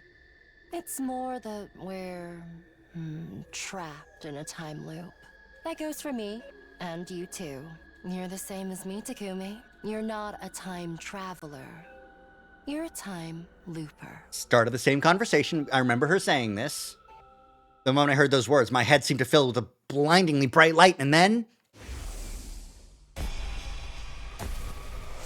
Gi, Ava, Eito, Hug, Moko, Barry, Gi, Kako,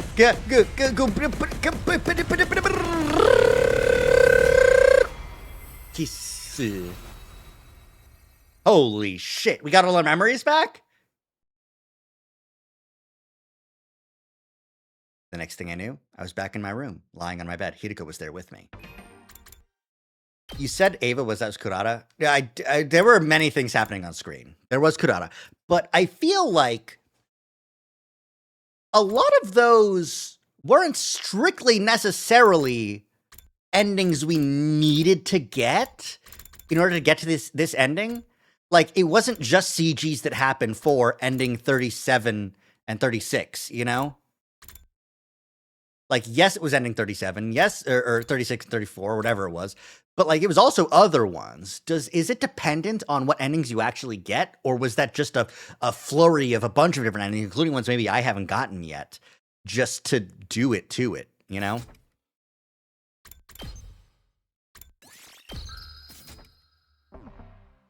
You promised me you wouldn't let the truth destroy you.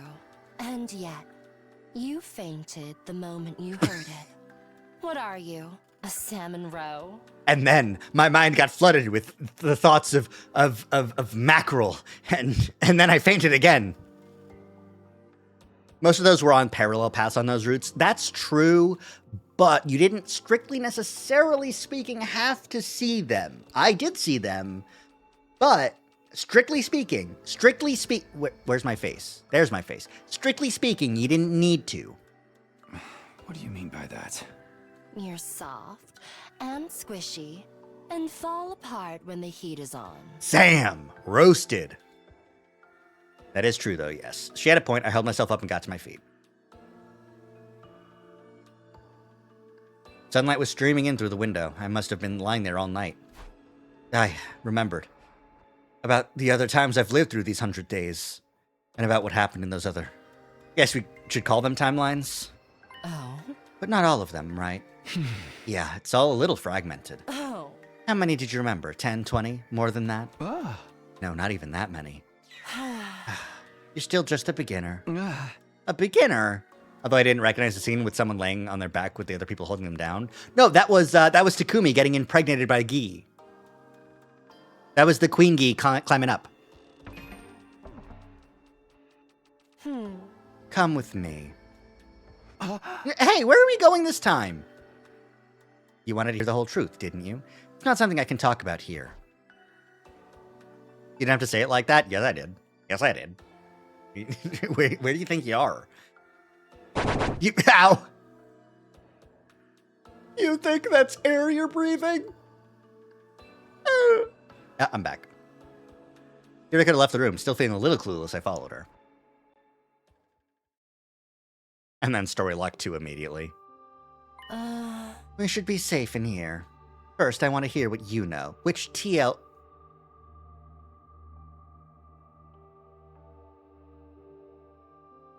Which TLs did you remember, and how much do you remember about them? TLs? Ugh. That's the abbreviation for timeline I've been using in my head. You can use a full version if you want. I'm not really sure how to explain which ones I remembered, though. Oh? Any key points or characteristics will do. Okay, but Honestly, I don't feel good about this. Too many of the timelines I remember ended in tragedy. So many of our friends died in those alternate realities. They were murdered. Killed in ways so gruesome and cruel that I didn't even want to say them out loud. It hurts just to think about them. I started to think I'd have been better off never remembering it all. On the other hand, I warned you, once you know the truth, there's no going back. But you said you could handle it. You promised not to let it destroy you. I did say that. Now I had to stand by it, in spite of the pain it caused me. I began to speak. Okay, here goes. Slowly, hesitantly, I told Hideko what I remembered about the other timelines. The Gi parasites. The series of murders caused by them. The exorcism rituals I held with Gaku. Getting into the escape pod with Hideko and Tsubasa and setting off for the satellite. There was another timeline with a serial killer in it, too. Wait a minute. I don't remember getting into the pod with Tsubasa and Hideko. After Nozomi, right? We admit that we confirm that it's Nozomi is the Gi, and we get that. That was okay. That was Box of Calamity route. Another timeline with a serial killer in it too. Except that time it turned out to be Ugamu. Don't remember the route. Yeah. Wait, Ugamu? Ugamu was the killer. I felt a sudden jolt of pain in my head. My memories must have been getting mixed up. Are you all right? Yeah, I think so. I squeezed Hideko's hand to reassure her and carried on. I told her about another timeline where zombies started appearing. We tried using Ugamu as bait at first. But even after that, our friends kept dying and coming back as zombies. In the end, I got caught by them too, and...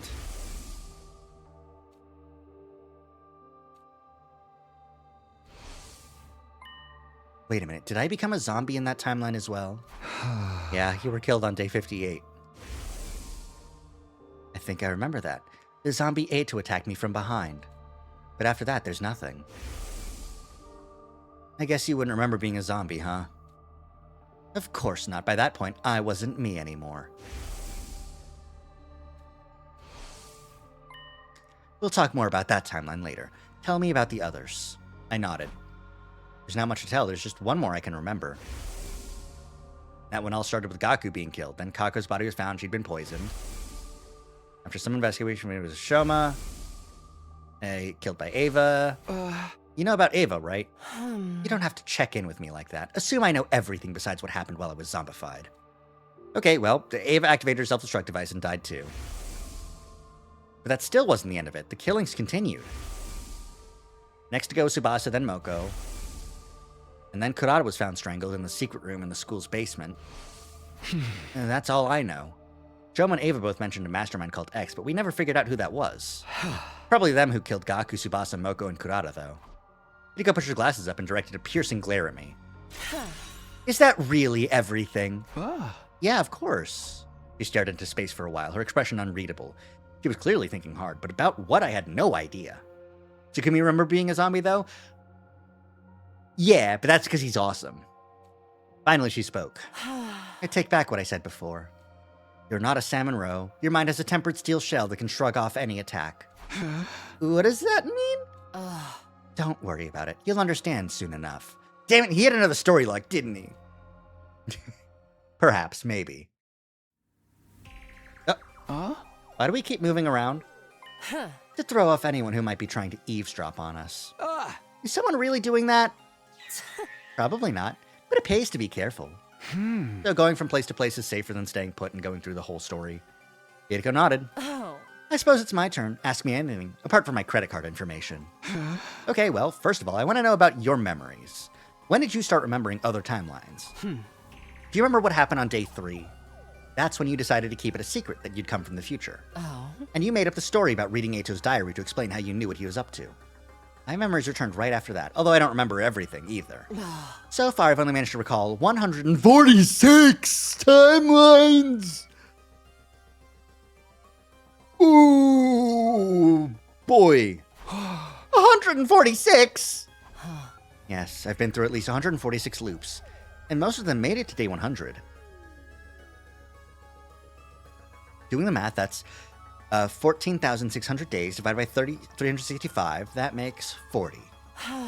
I've been living at the school, in this loop, for at least 40 years.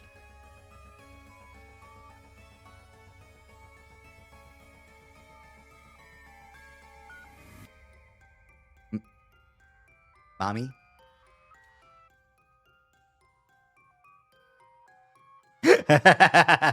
Holy crap, indeed. 40 years? It's hard to even wrap my head around that length of time. It was making my brain freeze up. I just stood there completely dumbfounded. Oh. And that's only the bare minimum. Accounting for loops I haven't remembered yet, the real number is probably even bigger. This is only speculation, but I think something similar is going on with you. Yeah? There's a good chance you've lived through these 100 days just as much as I have. At least 146 loops or 40 years. It's all happened, you've just forgotten about it. Shit, man. We changed locations again. I was still dazed and confused, so Hiriko picked up the conversation without any prompting. Across those 146 loops, lots of different things have happened, obviously.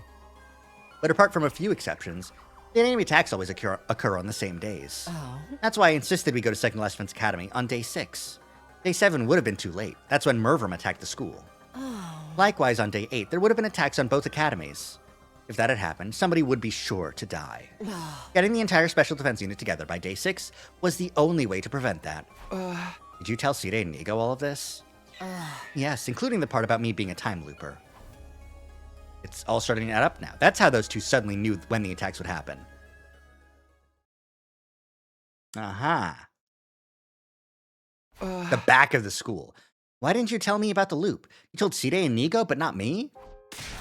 I did tell you. I've told you and the others so many times in so many timelines.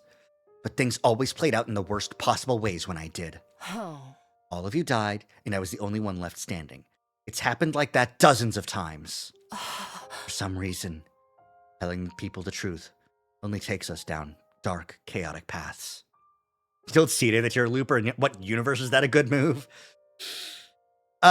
This is Hiriko, and I feel like even the timelines that she remembers, she would still be Hiriko. So if she's remembering timelines where she was like a major player, her decisions to be like, yeah, fuck the invaders. We just need to get through these battles and get through successfully and live. You know, like any timeline where we can get onto the satellite is a good timeline. That Hiriko, you know? Like, there's only been one route where Hiriko learns the truth and it's like, actually, humanity sucks. And that's rebellion. You know. Anyways. For some reason, yeah. It's like we're cursed, never able to escape our fate or change it for the better. I don't want to watch you all die anymore. So I stayed quiet about it. I thought if I didn't tell anyone, then maybe. But you're telling me about it now. Is that okay? You're the one who kept asking. You just wouldn't let it go. I guess that's true. Hiriko drew in a deep breath and exhaled. She repeated that process a couple of times until she regained her usual composure. It's all right. That's not the only reason I decided to tell you. I have a feeling that this timeline might be different. I've got no concrete grounds for thinking that, but... Hiriko reached into her pocket. She brought out the calico cat figure I'd given her yesterday and squeezed it tenderly. Never mind. Don't worry about it. Put the cat back in her pocket and said no more. Kitty! This explains a lot, but I still don't understand how we got stuck in this time loop in the first place. Oh. Before we get into that, let me tell you some more about the loop itself. It begins on our second day here. More specifically, the night of day 2, right before Eito destroys Sire. When the loop resets, that's always the point in time that we return to. And when does it reset? It depends. There are 2 possibilities. Either when we die, or at 10 a.m. on day 100. Day 100? 10 a.m.? Yes. Right around the time the school launches its final attack. For whatever reason, even if we make it to the end, we still can't escape this place. When it gets to 10 o'clock, we'll be forced back to day 2 to do it all again. You said you remembered a timeline where you managed to get into the escape pod, yes? But do you remember anything from after that? I remember taking off for the satellite and watching the final attack through the window.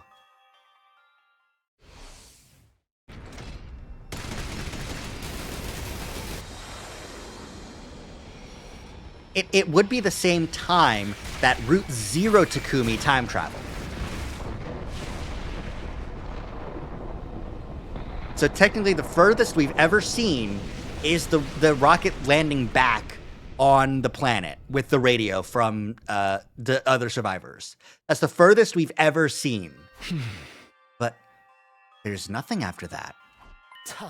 You see, you don't have any memories of us actually reaching the artificial satellite. Neither do I.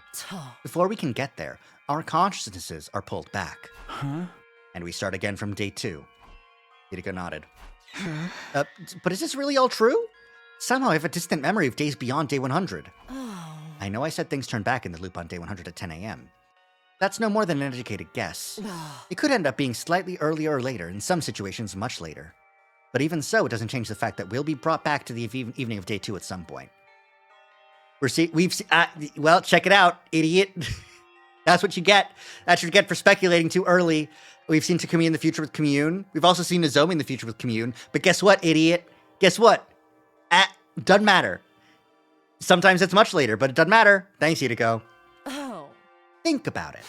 If you continue to exist in the timeline after day 100 into old age, how could you possibly retain those memories from after day 100 in the here and now? You're right. If we weren't caught in this loop, I wouldn't be able to remember any of that time. I must have gone back to day 2, even of those longer timelines. That's why I can only vaguely remember them.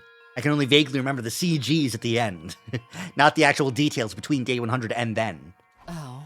But going beyond day 100 is an extremely rare, anomalous event. It's probably safe to say that, in general, the loop turns back on itself on day 100 at 10 a.m. I see.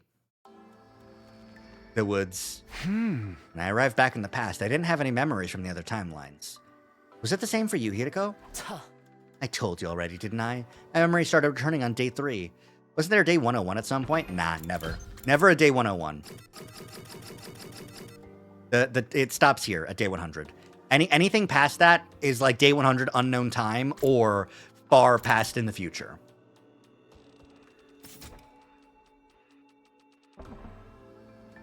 We forget everything the moment we return to the start of the loop. In some cases, like right now, we suddenly remember them again. I have no idea what causes it, or if there's any kind of rule governing the process. That is weird. Especially since I still remember my first timeline when I go back to day 2. That's probably because of your cryptoglobin. What do you mean? The first timeline we experienced. I'll just call it the first cycle to make things easier. During that cycle, you absorbed Ato's power, but not just his. When I was killed by Ato, all of my cryptoglobin was incorporated into him. I feel like there's a route with no missiles and no escape pod. There might have been one. I think you're thinking possibly maybe of, because there's a couple of those. There's Rebellion. There's, the timeline. There's the timeline where it's like Nozomi and, Moko. I think it's Killing Game route where, no, not Killing Game route, but, a slasher route where the killer gets tossed into the fire. But I think that still ended day 100 and like maybe I have seen a 101 somewhere, but it's not a real 101 because there's no chapter there and it just anyways. And now, by way of Ato, that cryptoglobin resides in you. On the 100th day of the first cycle, you had that Ghost Boy's power inside you. That made you strong enough to retain your memories when you traveled back in time. Wait a minute, so the time loop and cryptoglobin are related somehow? Oh. It only stands to reason. Think about it. What's your specialist skill? Specialist redo, the power to try things again. Oh. See, it all adds up. But what about you? Your specialist discipline skill is totally different from mine. It was just a narrative thing if it happened? Yeah. You know how some people are really good at multiple subjects, like history and math? It's the same principle. So you've got the power to redo things as well? I do. Then why haven't I ever seen you do it before? Technically, I've never seen you redo something either. The effects of skills that alter the flow of time are only visible to their user. Neither of us can tell when the other uses this skill, or what changes when they do. Ah. Does that mean there are defensive battles we've only won thanks to you redoing stuff? I've lived through this loop 146 times. Don't underestimate what I can do. Damn! Hirago's just like, actually, no, I'm redoing it so that you don't fuck up, idiot. That's really funny. Based Hideko. Okay, I think I get that the time loop is somehow caused by her specialist skills. But there's still something I don't understand. At the end of the first cycle, I wanted to change things more than anything. That's how I was able to go back to the night of day 2. But why does it keep happening in the other timelines? Why does dying or making it to 10 a.m. on day 100 pull us back to that same point? In order to be so strong, he's had help? So true. Oh. I don't know, but I have a theory. It's because that initial jump back in time was the trigger. Oh. Think of spinning tops. They'd never stop spinning if it wasn't for friction.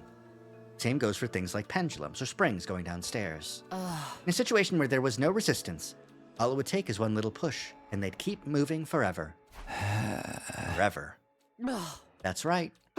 Does that mean we're going to be stuck in this loop forever? Oh. There must be a way to break out of it. There has to be. What is it? Do you think I'd have put up with that idiotic face of yours for over 14,000 days if I knew? I don't know how to escape. Not right now, at least, but what? Give me 14,000 more. This is a first for me. Huh? Oh. The timeline we're currently in is different from the others I remember. We've made it to day 11 without a single member of our team dying. So you don't remember Romancer at A. Yep, Dotami dies. Eito dies here. That's me murdering Eito. Eito and Gaku die here. Anything past here is killing Eito. Yeah. Everyone's still alive, eh? Deep down, she loves his idiotic face. Well, yeah, maybe. You wouldn't be here for 14,000 days if you didn't like him a little bit. In all 146 loops, that's never happened before. This timeline must be special somehow.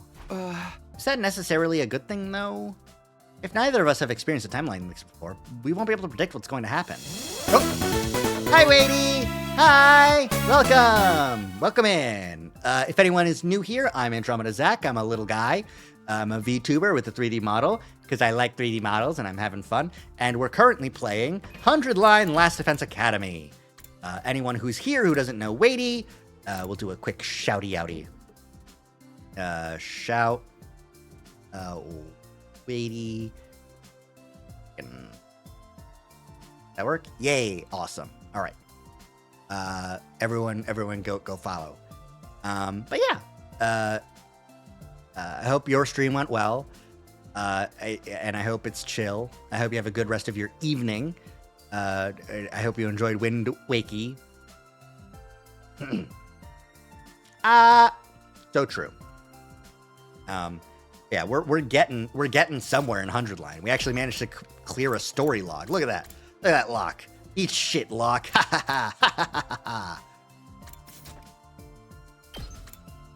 Okay. That's true. Aside from when the enemy attacks occur, that is. But this could be our chance to finally escape the loop. All the other timelines have ended in tragedy one way or another. But this one could be different. The fact that we don't know what's coming means there's still untapped possibilities. Hidiko's eyes were sparkling. I'd never seen her this excited. Do you remember what I told you on the night of the third day? About not killing Eito and keeping your time travel secret from the others? I said they were probably the right choices. Because those choices are what created this timeline, where we finally have a chance to change things? Exactly. So then my coming from the future and the time loop. If we want to preserve this timeline's integrity, it's best that we don't tell the others. The only timeline that didn't end in misery was Romance Route. Yeah. But we still had to time travel back. It also, the miserable end did happen when Moko beat Takumi's ass for thinking about polyamory. There's a good chance things will develop the way they did in the other timelines if we do.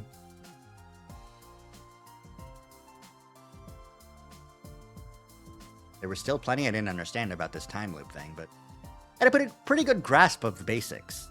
Self-inflicted, yeah.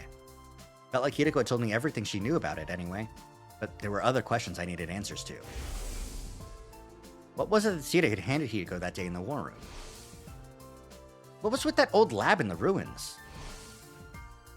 What was parallel leaping? Why was Eito still alive when I saw his dead body before? Why did Hideko try to strangle me that time in the infirmary? Who was in the drone she put into the Revomatic? And perhaps strangest of all, why was she crying when I saw her on the roof at the end of day 9? Which is what I was about to ask her. That should do it for today. Huh? Yeah? Oh? You need time to process all this information. We can pick up this conversation again tomorrow. No, I'm fine, really. But Hideko wouldn't listen. She turned around and headed back toward the school, refusing to say anymore. Oh man, why is she always like this? Aww. Wah. With not much else to do, I went back to my room. Thinking about all those mysteries wouldn't do me a lot of good now. Not to mention, we'll still have plenty of battles to fight from here on. I need to keep building up my bonds with the rest of the team, so we'll be ready for those challenges. Maybe I'll take a look around and see how everyone's doing. Free time! Spent the whole morning with her. That's more than you ever get. Well, the issue is we have free time, so how much time could we have spent with her if we still have a morning free time? All right, who do we want to mac? Eito! Eito! Eito! Hi, Eito. Hi, babe. Hi, bestie. She gets up early, that's true. Hey, Eito, would you like some Irid plugs? I want to advance I want to ruin our friendship. I mean, what? No, don't beam him! You truly understand me, Takumi. You've turned my hate into love. Bond up! Takumi, as much as your attention brings me delight, perhaps you should think about using your free time to study instead? Not the type of studying you do in school, of course. I'm talking about understanding your fellow humans better. Maybe you can find something in the library here. A legendary black book that portrays the dark side of human history, perhaps. Something containing graphic details about the most depraved crimes of human society. The history of mankind in all its ugliness. Once you find something like that, you'll be forced to admit the truth. Okay, bestie. And the truth is, humanity isn't worth protecting. Although in the end, what you choose to do is all up to you. I certainly won't be breathing down your neck about it. My bond with Eito's stronger now. Yay! I wonder if there is something like that in the library. That's fucked up. Gotta find the legendary black book that documents everything bad about humanity ever. Nah. Can I find it on the computer? Search by author. Let's try Sire. There's a self-help book under his name? Other books are written in text I can't read. I don't even know what to search for.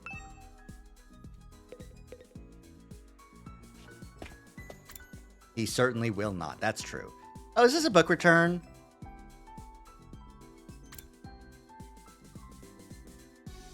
Posto. Post. Post? Book post, maybe? I don't know. Alright. Let's see. Let's get some other... oh, that's the library again. Let's hang out with Eito more. It's so rare we get the opportunity to give gifts to Eito.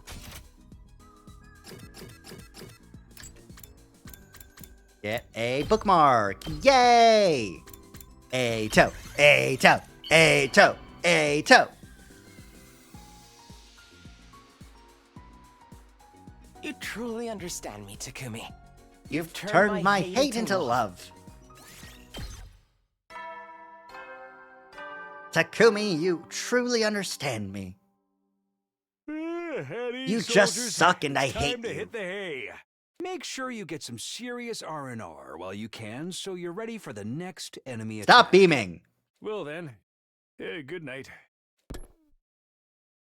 Yeah, it was like a custom message. Thank you, Side. Hideko said we'd talk more tomorrow. She's finally started telling me stuff, so I don't think she's about to go back on that promise now. I had no choice but to trust her. I crawled into bed and let myself drift off, wondering what revelations tomorrow would bring. Yippee! And then...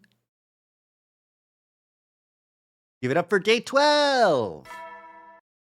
Ding dong, bing bong. Troops, Time to rise and shine!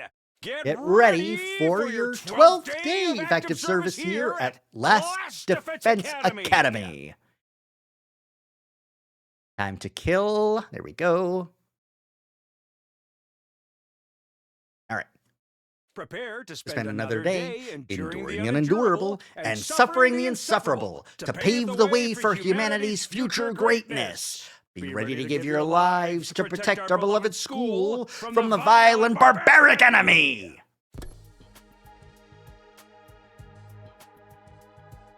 Hideko called on me after breakfast. She told me to meet her in the entrance hall. And it looks like she's already here. Huh? Are we exploring outside today? Don't you want to hear the rest of my story? Yeah, of course. Then don't ask questions and follow me. Don't forget your fire extinguisher. Hideko walked away at a brisk pace. I grabbed an extinguisher and hurried after her. We're talking outside? Strange, isn't it? So, where are we going? Oh? Why are you always so dense? I know what you want to ask me. We're going to the one place where I can properly explain things. You mean that old lab? Oh. Better than giving you a lobotomy. Oh my god, she is 40.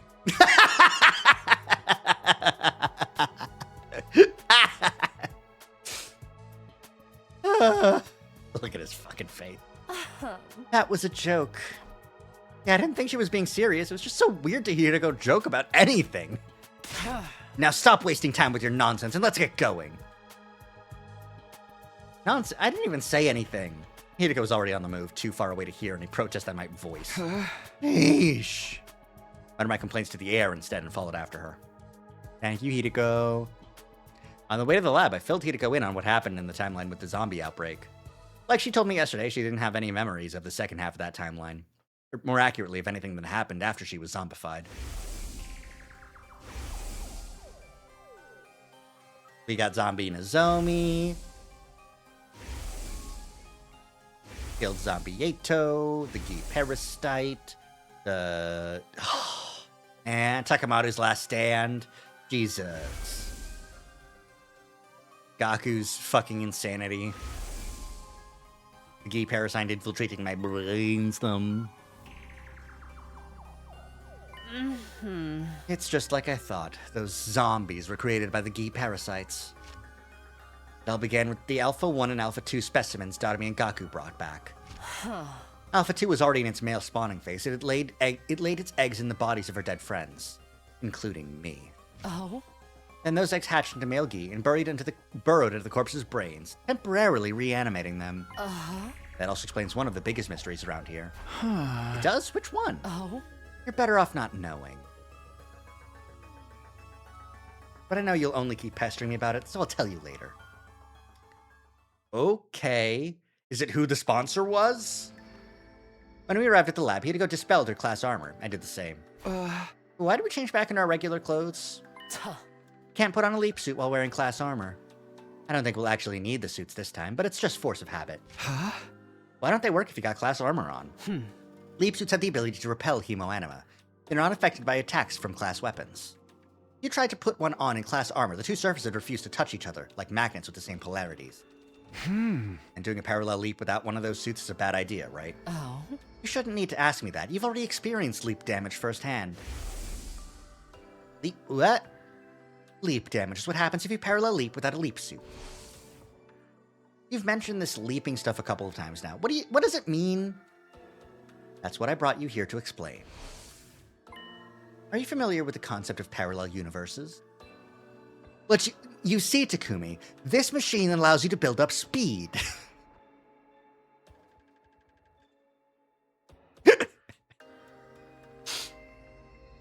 Now, in order to make it to a parallel universe, you have to get to one that actually has stuff in it, which means you must build up speed to get to a QPU.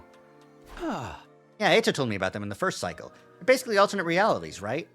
Are you saying the different timelines we've experienced are all the same thing? Are the same thing? Exactly. If it helps, you can think of parallel universes as the worlds of other timelines. So parallel leaping is, just like the name implies, it's the process of traveling or leaping to a parallel universe. Leaping kind of implies we're going pretty far. People call trips through time leap sometimes, right? Is it anything like that? No, the direction is completely different. A time leap means going forward or back in time. A parallel leap is more like horizontal movement. Or like changing trains to ride a different line.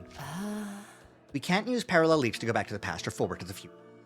The branching path meme, but it's Mario 64 half-A press challenge on one side and Zero Escape on the other. No, it's the illusion of choice meme.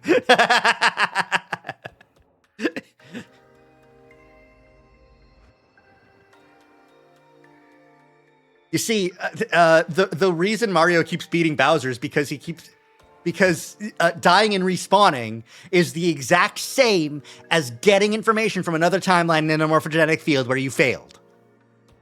It's all connected. It's all the same.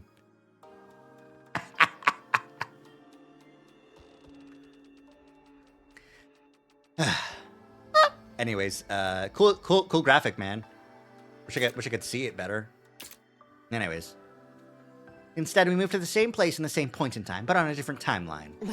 Take a look at this diagram. Look at this photograph, Takumi. Let's say we leap from timeline A at 1:01 a.m. We'd arrive in timeline B at the same time, 1:01 a.m. Essentially, our coordinates in time don't change, only the world that we inhabit. Turns out Mario was actually sliding on Ice 9, which never freezes. Shut the fuck up. Ah, god damn it. There's another difference, too. Time leap would be like your journey back after the first cycle, only your consciousness was affected. It's not like you got into a time machine and physically went back in time. But that's not the case with parallel leaps. When we leap, our bodies are traveling to those alternate realities. Never melts, heck. Yeah. And the thing that makes that possible is this. The PLM. Probably guessed from the PL part, but it stands for Parallel Leap Machine. Wait a minute. You mean that night just after midnight on day 5? We leapt to another timeline? You only just figured that out? You really are slow sometimes. Where did we go, though? Which timeline was it? In answer to my question, Hideko took out a handheld device and showed me the screen. Oh my god! It's diegetic! No! No! No! Oh my god.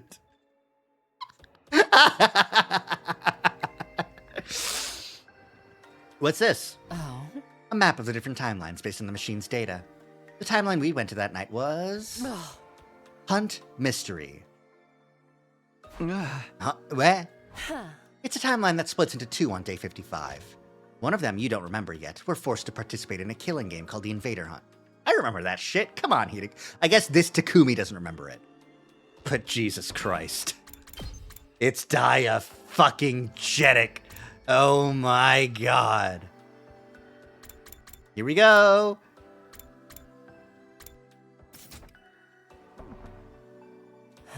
I call that branch the Hunt timeline. The other branch you should remember. It's the one where Gaku was killed on day 5 and Kako's body was found on day 27. We investigated the matter and figured out that it was Shoma who killed Kako. And then Shoma himself was killed. This time he pinned Ava as the culprit. But then she self-destructed and things only got worse from there.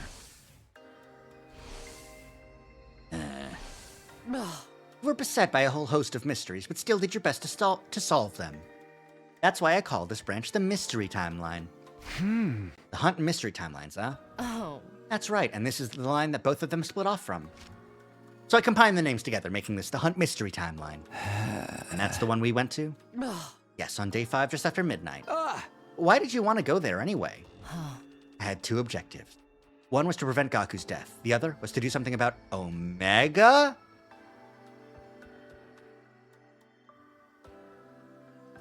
If you wanted to do something about Omega, Hideko, you should have gone to the cult timeline!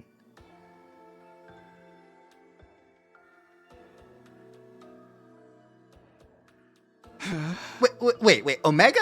Who's that? Just for a moment, Hideko hesitated. Omega is the one who killed Gaku. You mean X? Isn't that what the mastermind behind the murders in that timeline was called? No, X and Omega are different people. Omega had his brain infected with Gi data. There was no physical parasite there, but it was just the same as if he'd been taken over by one. That's what drove him to murder Gaku. Even if I hadn't dealt with him, I would have tried to kill again. That's why I went to that timeline, to remove the Gi data from Omega's brain. Omega is Takumi. Okay, yeah, got it. Those were my goals that night. Honestly, I still didn't get it. I waited for her to carry on. Oh. On day 4, you saw me and Sire talking. Yo! Sire had the Gi cure. Sire had it? It was Sire? I've seen them abbreviated as... anyone who's infected by Gi is abbreviated as name G. So, Nozomi is Nozomi G, Takumi is Takumi G, or Omega. The thing he gave me that day was a cerebral glitch repair program. Or rather, a thumb drive with the program loaded onto it. I couldn't have erased the Gi data without that. Why did Sata even have something like that? That's a matter for another day. The important thing is that he handed it over. Once I had that program, I jumped to the Hunt Mystery Timeline at midnight on day 5, just like you saw. Hideko went on to tell me what happened after that, during the time I lost track of her. First of all, she went back to the school and rang Omega's doorbell. He hit on the door roof and waited for the murderer to come out.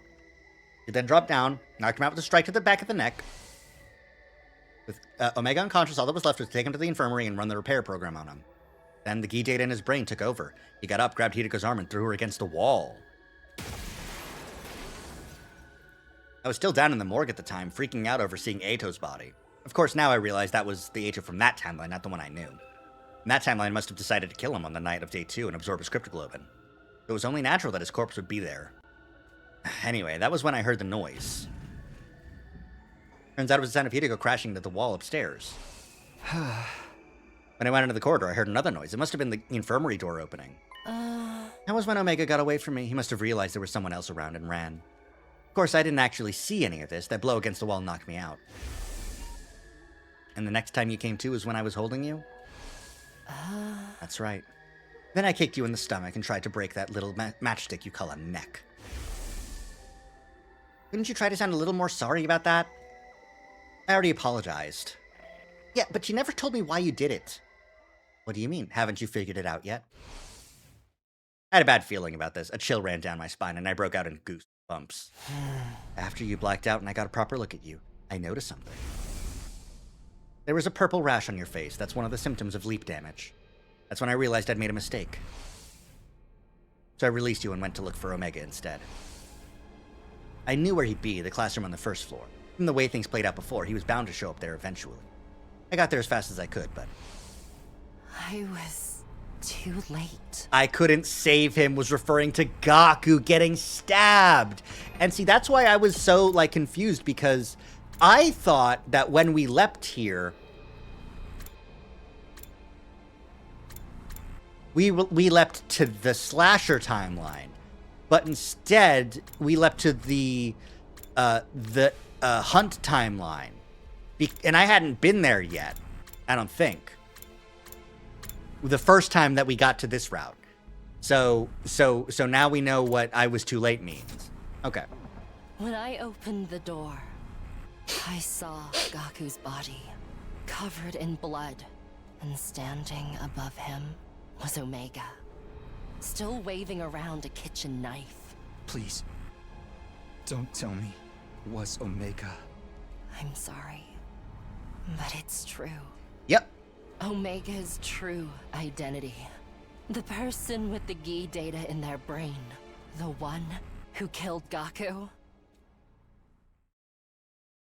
It was you, Takumi Sumino. Oh no! Oh, look at him wearing that poncho to cover up the blood. He's so happy about it. It's a lie. I won't believe it. Takumi. I did it. I killed Gaku? No! It can't be! That can't be true!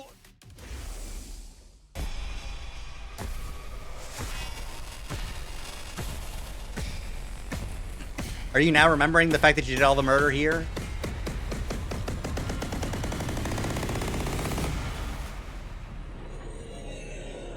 Remember your sins. Oh shit, I got knocked out again because of all the brain damage. And the brain damage. And the brain damage. Up and Adam Troop, get ready for your 13th day of active service here at Last Defense Academy. Prepare to be ready to give your... This is the second time you've done this. I'm starting to get tired of it. Did I pass out back at the lab? Yes. And I carried you all the way back. I'd say that makes us even for the whole accidental strangling incident. Yeah, we're cool now. It's fine. I can see why you did it now.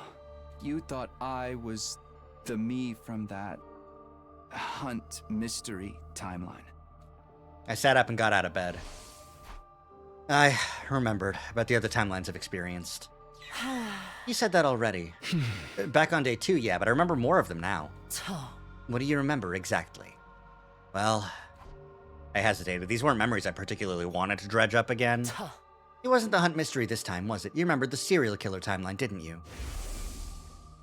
The serial killer timeline. Didn't take a genius to figure out which one she meant. That the killer wasn't Yugamu. It was me.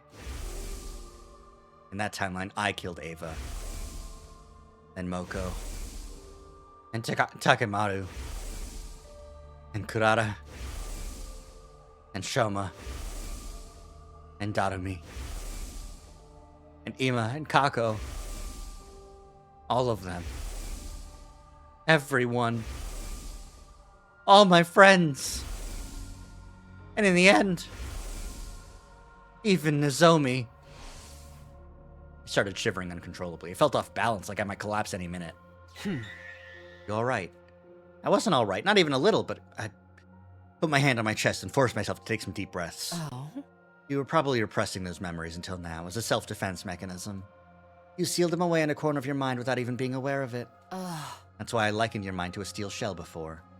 But I guess you really are as fragile as salmon roe after all. Wasn't paying attention to what Hideka was saying. The only thing I could hear clearly was my own raging heartbeat. This might sound like an empty platitude, but I assure you, I say it as someone with 40 years worth of experience. Don't beat yourself up over this. It's not your fault. You aren't the same person who did those horrible things. The one who killed Gaku on day 5 was the Hunt mystery Takumi. Likewise, the Takumi in the serial killer timeline was someone completely different from who you are now. And even with those other versions of you, it was really the Gi data in their brains that made them act that way. They weren't in control of themselves. You don't have to bear the responsibility for their crimes. My breathing finally started to slow down. I wiped away the cold sweat that had formed on my forehead. What is this Gi data anyway, and how did it get into my brain? I didn't know either until last night when you told me about the zombie outbreak. In that zombie timeline, you were infected on day 100. The Alpha 1 Gi Queen laid an egg inside you. That egg then hatched into another queen, which burrowed its way into your brain and fused with you on a cellular level. Okay, but right after that, the final attack began, and... Yeah, final attack cutscene, yay! Pew, pew, pew, pew, pew! Violence, unlimited murder and killing, and razing the planet to nothing! Yippee? As if it's happy.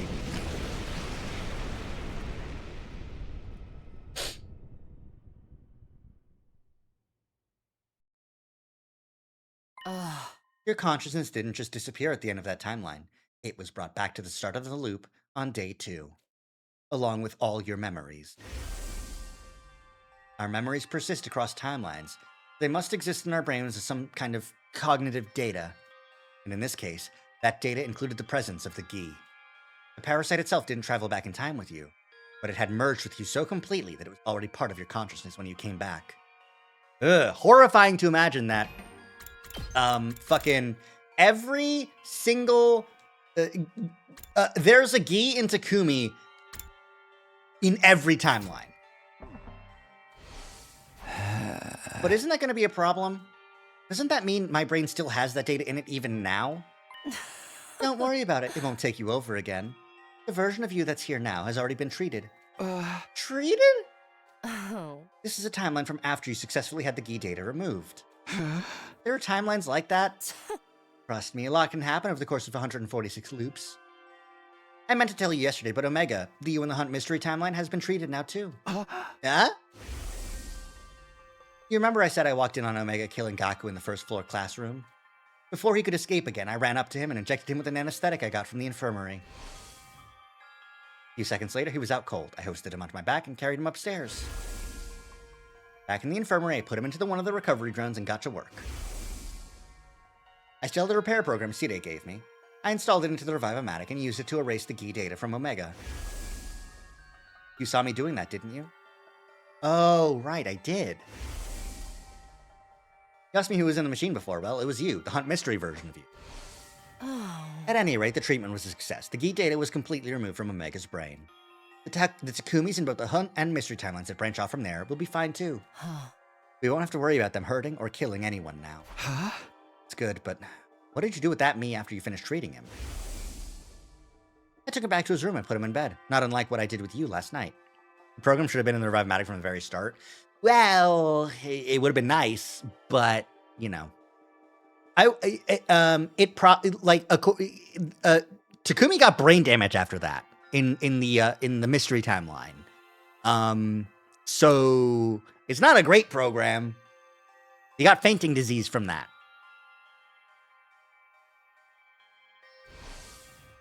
Oh. Then I went back to the infirmary and slapped you around until you came to. I'm assuming you remember that. Yeah, I also remember you saying I couldn't save him. Now you told me all this, I can see you meant Gaku. Hidiko's expression clouded over. She gave a little nod, her brows knitted together in sorrow and frustration. Hey, come on, don't be like that. This is all my fault anyway. I was the one who killed that version of Gaku, and everyone else in the serial killer timeline too. How many times are you going to make me repeat myself? That wasn't your fault. It was nice of Hideko to say that, but it didn't do any good. I still felt like I was caught in a dark, sludgy whirlpool that was dragging me down, threatening to swallow me whole. What am I going to do with you? Remember your promise. Don't let the truth destroy you. I had a feeling you'd react like this. That's why I was keeping it from you. I just knew you'd end up feeling like you were responsible for the whole thing. I wanted these thoughts to go away. I wanted it all to stop. Took everything I had to croak out my next words. I'm sorry, but I'd like to be alone for a while. Hideko sighed again, shaking her head in bewilderment, but she left all the same. A cold silence fell over the room. I could have sworn I heard a heavy rumbling gurgling up from somewhere deep beneath the ground. It sounded like the agonized groans of everyone who died because of me. I dropped to the floor, covered my ears, and closed my eyes. Damn. Cursed to not remember things no matter what timeline? Well, here we are remembering and it sucks. Why would we remember when it sucks? Ding bong. Troops! Time to rise and shine! Get prepared. Be ready to get... My head was completely empty. I didn't want to do anything or think about anything or even breathe, really. Just sat there in the corner of my room. I hugged my knees and curled up tight, wishing I could disappear while time continued to flow around me. I could hear voices outside, my friends chatting and laughing. Whether it's the Gi data or the fainting disease or just time loop nonsense, yeah. Well, now we're remembering. It's okay, yay! The sound cut into me like a knife. In another timeline, I'd been the one to steal that laughter from them forever.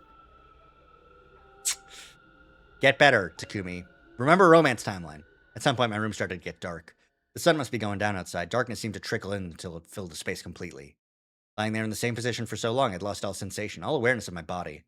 Didn't even feel like my body anymore. It was like my soul had come loose and I was staring down at my physical form from above. Oh, he's dissociating hard. A visitor came in a little after that. How long are you going to stay like this? Oh. Everyone's worried about you. They think you're sick. Well, I told them you were anyway. I couldn't exactly tell them you were feeling guilty about things another version of you did in an alternate reality. What do you want, Hideko? Oh. I'm not here because I want to be. The others just sent me to ask you something. Ask me what? Tomorrow's day 15. That means there's another attack coming. They wanted to know if you'll be joining the battle. Oh. Or are you going to abandon them? Oh. Are you going to betray them? Do you just not care if they all get killed? They've already been killed. I killed them myself. All of them, one after another. All of them dead because of me. So I just can't. I can't do this anymore. I don't care. Just let whatever happens happen. I really can't do anything. It continued to stare at me, but there was a different look in her eyes now. No pity there, only contempt. When she spoke, her voice sounded hoarse, like she was holding back some strong emotion. I'm disappointed in you. Did what you told me on day 10 mean nothing? You told me we could make the future we deserve together. What happened to all of us reaching day 100 with a smile? Hearing that is what convinced me to tell you everything. I felt like this timeline could be different. It was the first time in 146 loops anyone's ever said anything like that to me. I really thought there was something special about this timeline. About you. I thought you might be the one to finally break us out of this never-ending hell. Oh. And now you're giving up. Just like that. How could you? She clenched her fists. The look in her eyes had changed again. Now she was glaring at me with pure, undisguised animosity. Huh? You weakling! You sniveling coward! You think you get to give up and mope around for the rest of your life? Who do you think you are? Osamu Dazai? No, you're worse than that. You're like a mech pilot going crazy from being synced with its navigation system.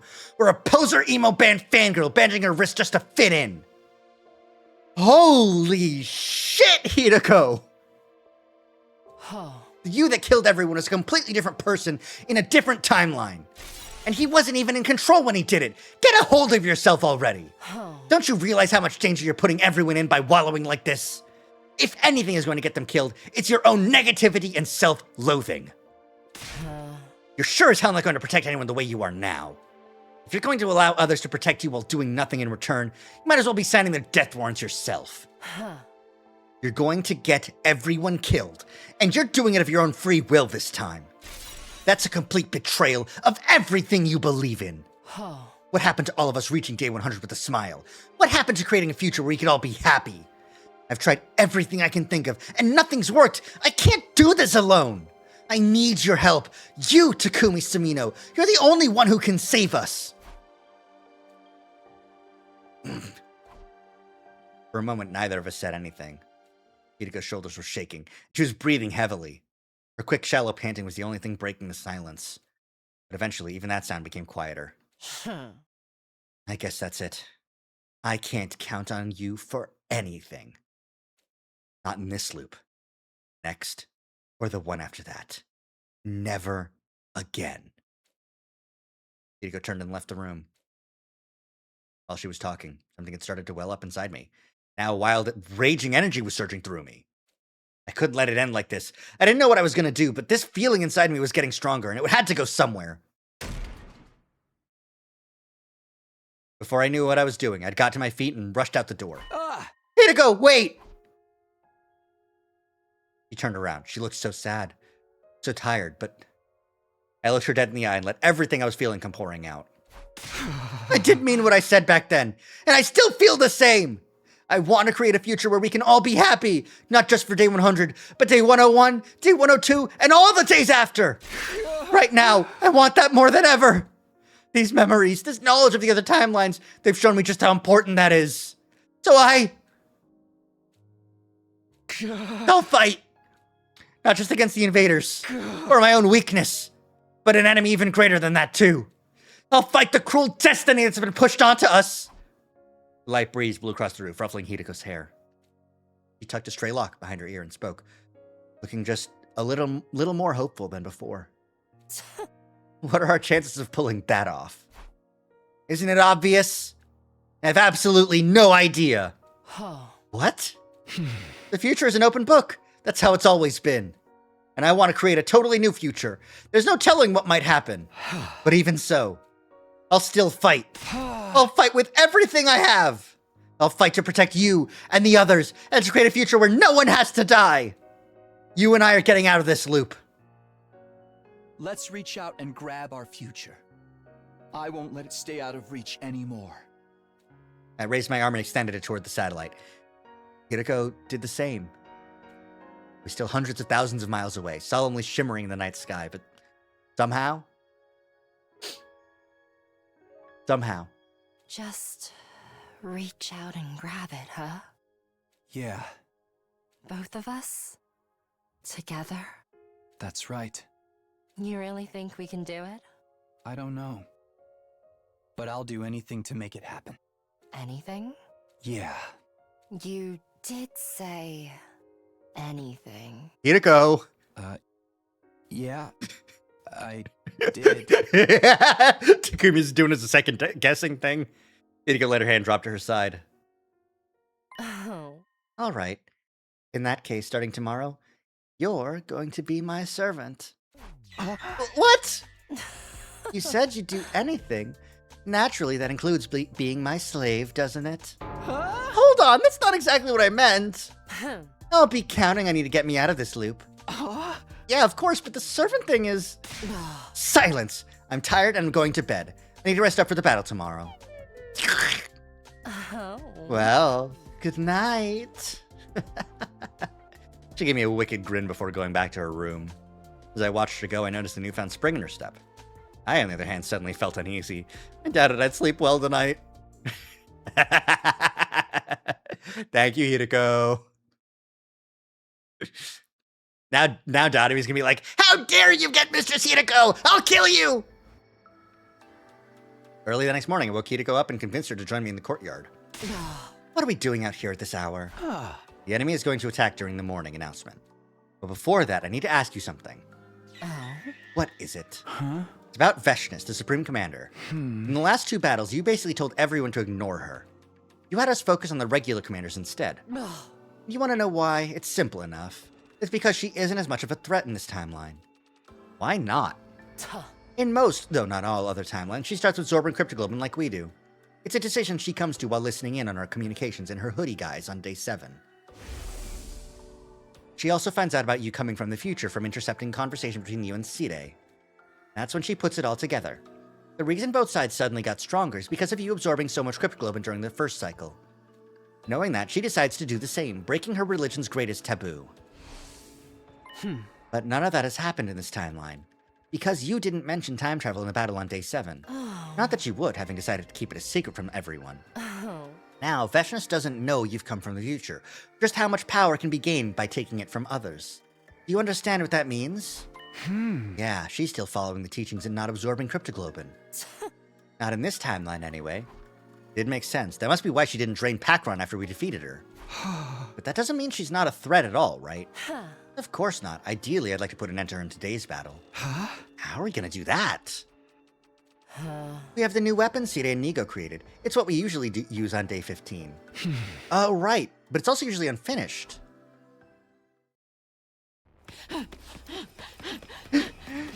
Yoshika!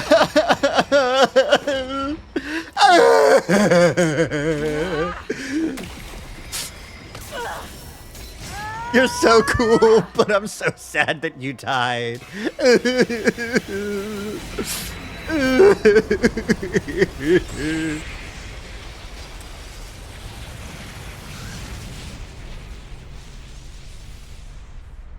Do we need to kill Kyoshika again? Please tell me the answer's no. The cherry blossoms. Oh. What do you think I've been doing while you've been moping these last two days? I've been out gathering materials. I know the ruins so well by now, it barely took me any time at all. The bomb is 100% complete. That includes the detonator. Nobody will have to die setting it off. That was good news, but I felt pretty guilty about it.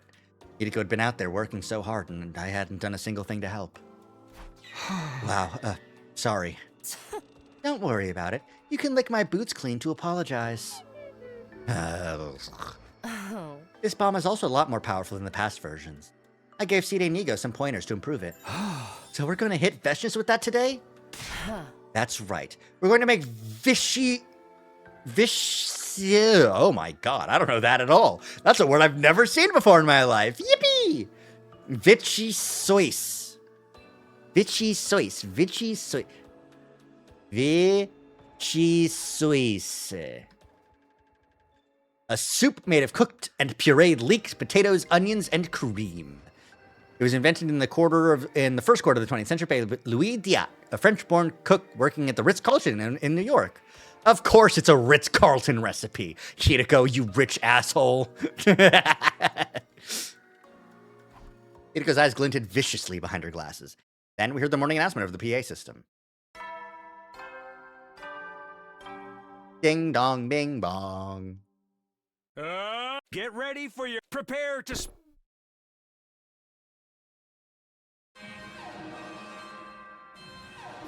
Intruder alert. Defense mode initiated.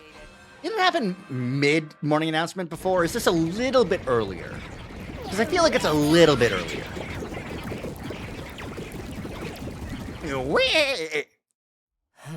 Right on schedule. Okay, here goes. To the war room to do a defensive battle, to initiate. When we got to the war room, everyone else was already there. You're late! Where have you guys been? I bet they were off making babies somewhere. What? Such indecency! Do you two think of nothing else? Hey! We weren't doing anything like that. Didn't Siri and Nigo tell us the invaders would attack early in the day? My dear brother and I were waiting here for almost an hour before the alarm went off. Well, hey, they're here now. That's what counts. Do we have a read on the enemy? He nodded and pointed to the monitor with his stick. That's... Valagarzo. And Zanshin, right? Valagarzo and Zanshin. Apparently, there's already knew about the commanders we'd be facing. Hideko probably told Siri and Nigo so they could brief the rest of the team. You said these two can combine their bodies together? Just like Takumi and Hideko. Oh my god! Ah, so it was a battle simulation to better understand our enemy's moves. That's what I call sex from now on, is a battle simulation to better understand our enemy's moves. Neither of us replied. It'd take way too long to start clearing up that misunderstanding now. Yeah! Come on, let's get out there and start killing! How's the Revive-O-Matic looking, though? Don't you worry about a thing. It's all fixed up and ready to go. If you die, you'll be brought back good as new, including all your memories, of course. So go ahead and die all you want. Just try to leave someone alive to defend the school. Yeah, let's do this. Special Defense Unit, move out! The full roster, baby. Well, minus Ava. Who knows if we'll get Ava in this timeline? I wonder.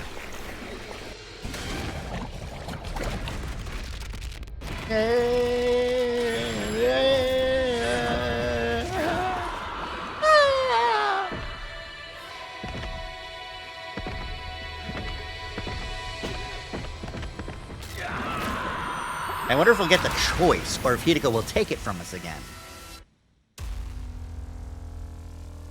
Bleh. I doubted me. Bleh. I doubted me. Bleh. Pew. All right, let's do this fight. This seems like an important timeline. I don't want to skip any battles. Besides, it's been a while since I've actually played the game of this game.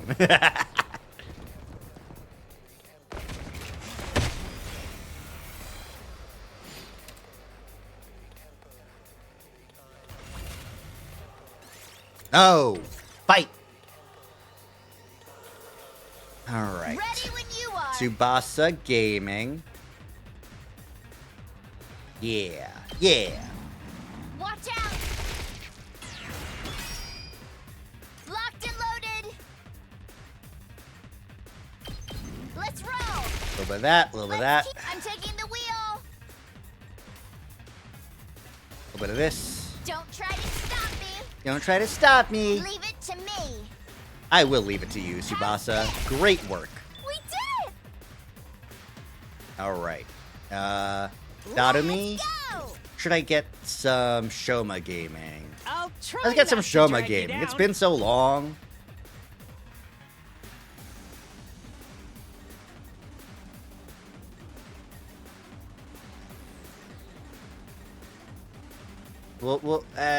Yeah, let's focus on getting all the little guys surrounding me. Because the more guys, the better. Because I can do my defense mode. Still, maybe this will do something. Prepped and ready. Now, let's get a 1 more percent so that we can actually do the,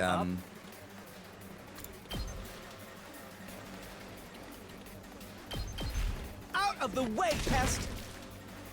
Okay, okay. get Gaku's bonus for getting some charge so we can handle deal extra damage. You know?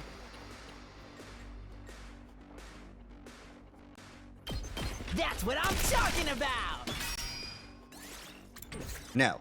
Let's Boost Team freaking Anima. go. Move again. Too freaking good. Too freaking good. I'll show you what's up.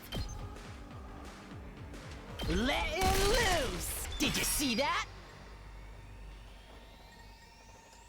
Okay. Anything else I should do?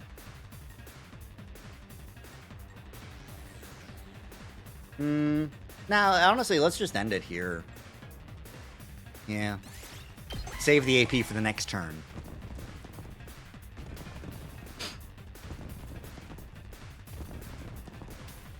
Ah! I'm beat. I just don't have the strength. Ow! Well, this isn't good.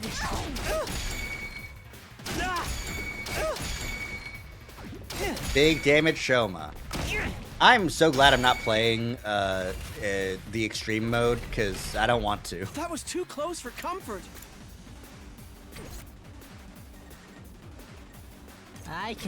We're in serious trouble here. I remember when I used to do this.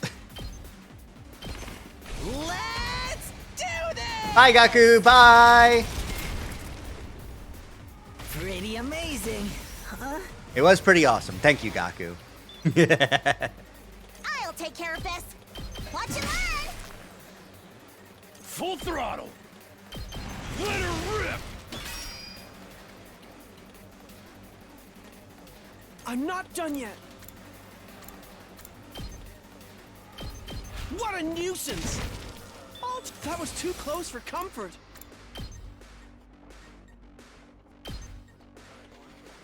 Out of the way, pest! Hard? Well, this could be trouble. I'll blow you away. All too easy. Yippee! Leave it to me. Taking the shot. I'm Flat. feeling weaker. Now then, to business. I'll chop you to pieces. Ooh. Oh, I don't see that satisfying. animation frequently enough. Alright, let's go ahead do and this give you an much. attack boost. Just a little bit stronger. Just a little bit stronger. To run away. I'll go if you can stand me. Alright, how many guys can I get at once? Now, honestly, that's probably it. Unless I can Don't expect much from me. spring trap over here. Actually, yeah. Yeah, spring trapping over here makes the most sense, actually. Then I can beam all these guys at once. I'll go if you can stand me. Avenge Buster. I'll defend all of you. Shoma! Beam! I actually did it. It's my turn. Nope, Here we go. it's Dotamy team. Stabby, stab, stab. Stabby, stab, stab! Yoshkers! Bestie! You wanna do some killing and violence? You've left yourself open. You've left yourself Leave it to open! me. Hi. I've 2 arms.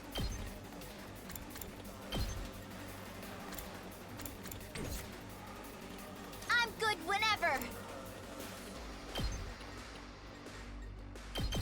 Shifting I'm gears. indebted to you. That's the first time I've used that offensively. Banzai. That's the first time I've used that My ability from apologies. Tsubasa. Alright, Make way. Kurata, you know, I forget if support towers last between turns. But you know what? Assuming they do. Unsightly beast. I'll put an end to this. You owe me. I'll take care of this. Make way. I'll end you. Next. I'm not done yet. What a nuisance! Yeah, okay. There's just these guys left. Okay. I'm ready.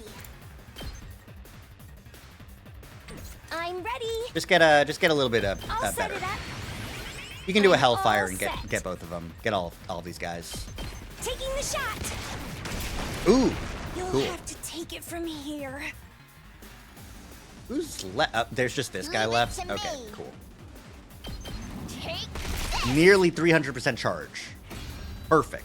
Welcome back, Back Gaku. to the front. This is the most enemies there's been in a while because we haven't had everyone Wow. alive to fight. That wasn't hard at all. That's probably because the commanders haven't arrived yet. I think they're here. Look over there.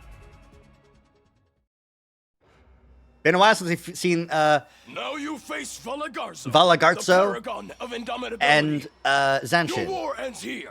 No matter what happens, I will never yield. Ooh. Blood of my bond, release! Wah.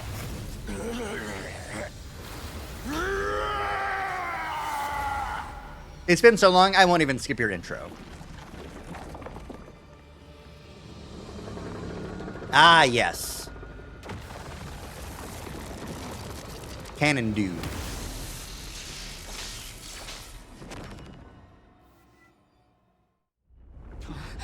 And Worm Dude.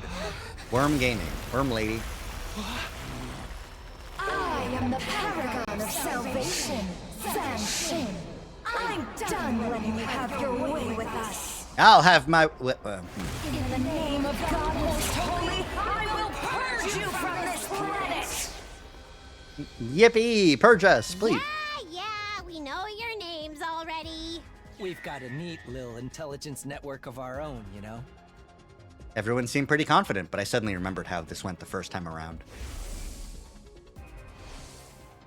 Settle up to Hiriko and tried to talk to her without attracting attention. Hey, Yugamu hasn't made his special drug in this timeline, has he? The one he used to defeat Genshin in the first cycle?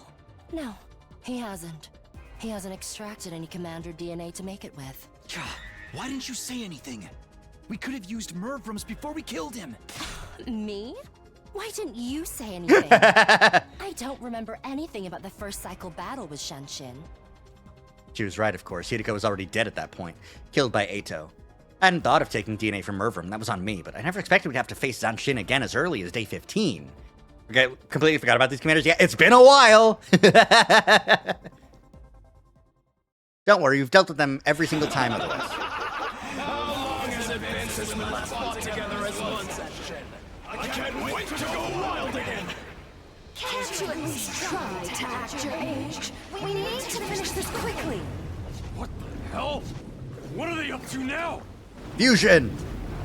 Remember, we're not just fighting for ourselves anymore.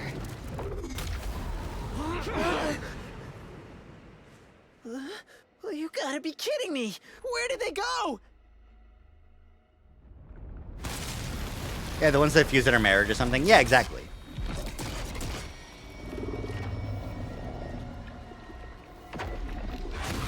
Hey! Oh, right. Almost forgot about the whole combining thing. All right. Being able to merge together like that? I'm so freaking jealous! I wish I could merge with a woman. Gaku, you know you could be a woman if you want to be. You could be transgender. What? I didn't know that. HRT is really freaking expensive. You better pay for it. Of what? It's better if you don't ask, Nozomi. Don't worry, guys. We can still win this, even without the drug. That... drug? Never mind. Just fight! Takumi, shut the fuck up, man. You're so stupid. Oh my god. All right.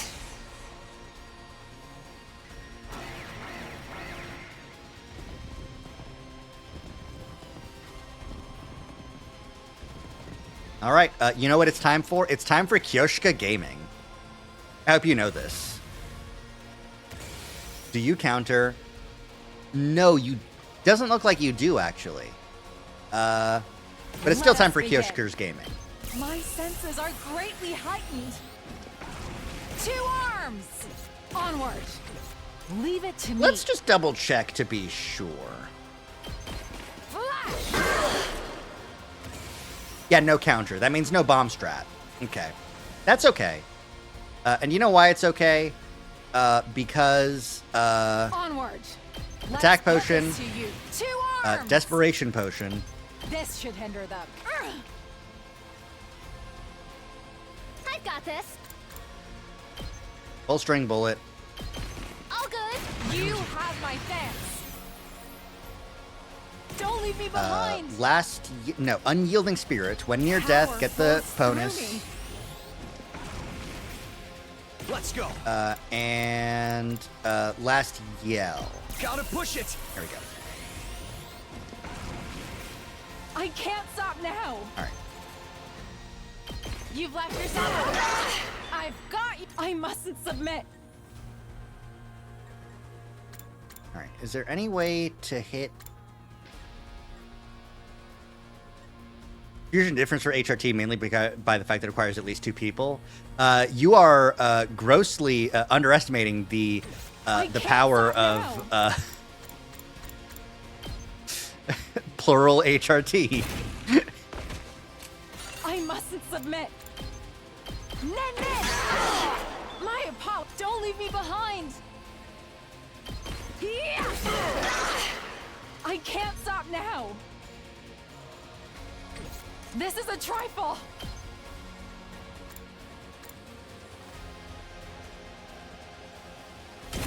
I can't stop now. Flash! Don't leave me behind. I mustn't submit. Flash! Don't leave me behind. Oh. Okay, no. That's fine. That's normal. Everything's okay. That still requires at least 2 people. Gaku can be plural. It's okay. He's allowed. Banzai! All right. I mustn't submit. Well, fucking easy. Kyoshika fucking gaming, eh? Behold my warrior spirit! Her warrior spirit can go fucking crazy! He doesn't know what HRT is. We can fix that. Gaku, I have a suggestion.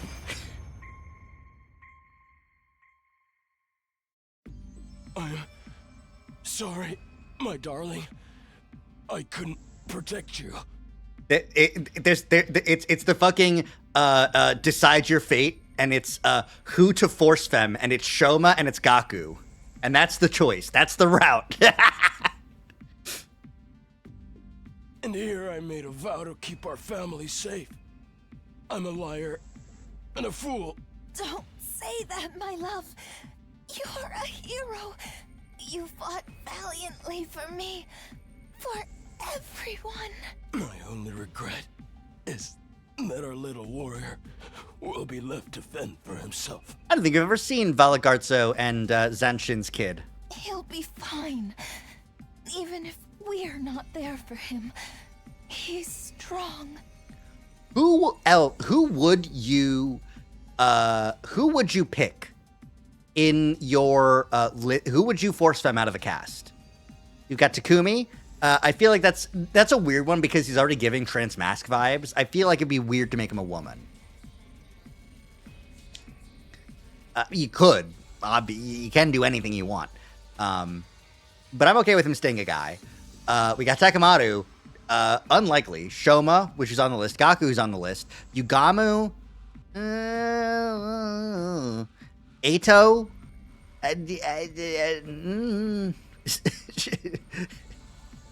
Shion. Sire. You can't do it to Nigo. He's already got such gender happening to him. He is your son, after all. Ugh, can you not talk about your kid right now?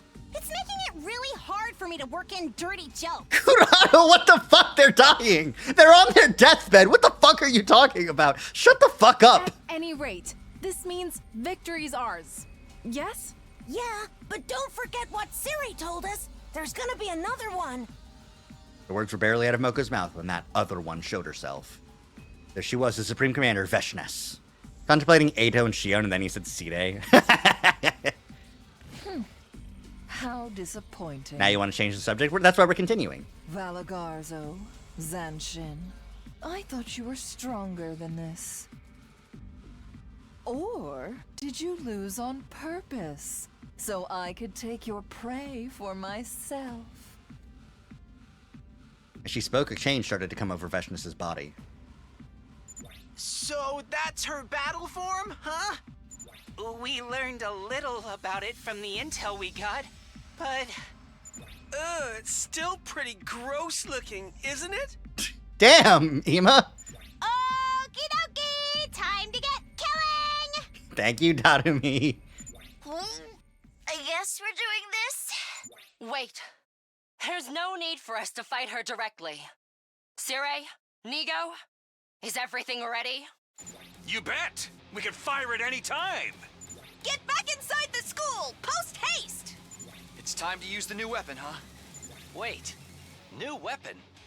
You never told us nothing about that. Everybody looked confused. Obviously, Siri, Nigo, and Hideko hadn't felt it necessary to tell him about the bomb. There's no time. We'll explain later. Trust me, guys. Just get out of here. Guess he doesn't like the tentacles? Well, that's a skill issue on his part. The others responded to my order and ran back towards the school. Hideko and I brought up the rear. Once we were all inside, I turned back and saw Veshness walking slowly across the battlefield towards us. It was now or never. We're in. Fire when ready. Gotcha. Here we go. Undying flame bomb! Fire! Thank you, Nigo. Phenomenal.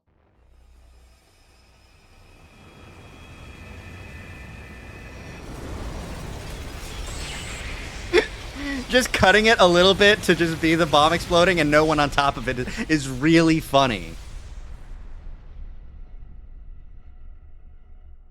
Okay, so Veshness is weaker. The bomb is stronger.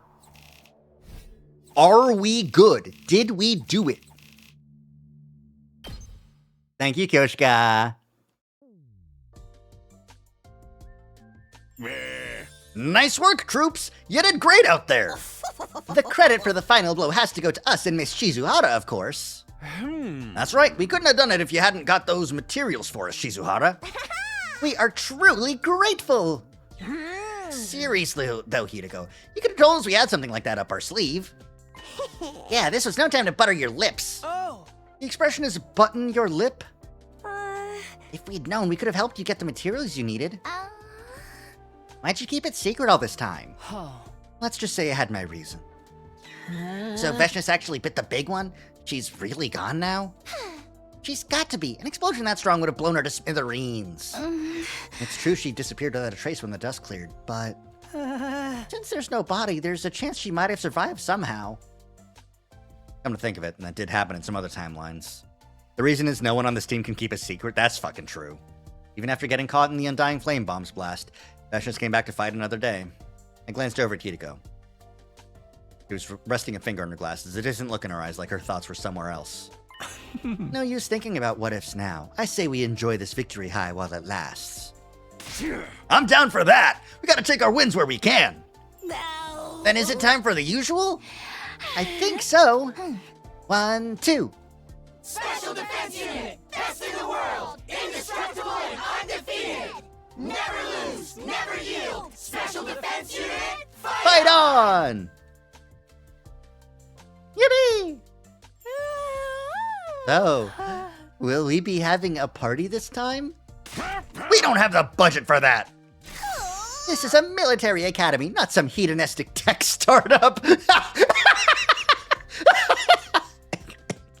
Holy shit. Fucking hell, Nigo. Oh my god. A hedonistic tech startup where every night you have a boozy party and get fucked up.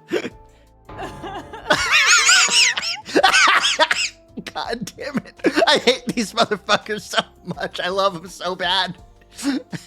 And so our post-battle meeting ended without any further discussion. Tired but satisfied that we'd done a good job, we went back to our rooms to rest.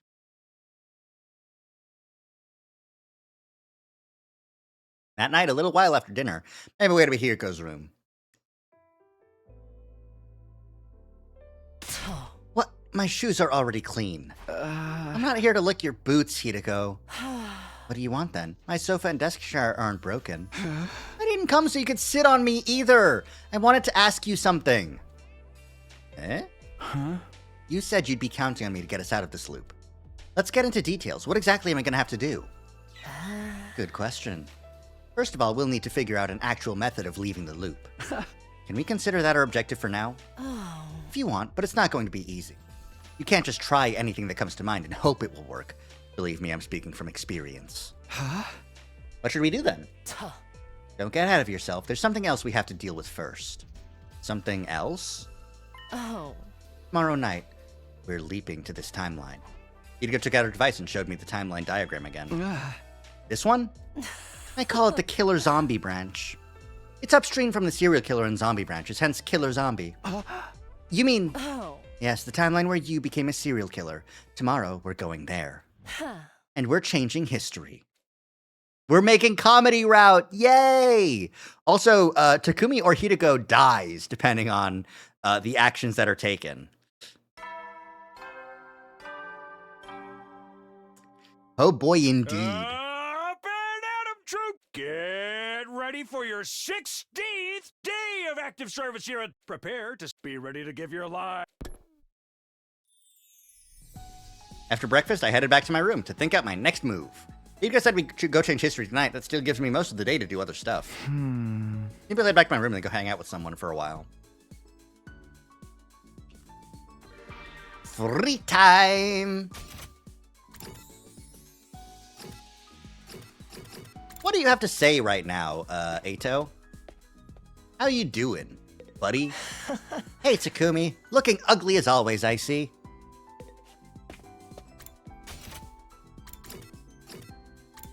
Alright, there's still some upgrades I need to make.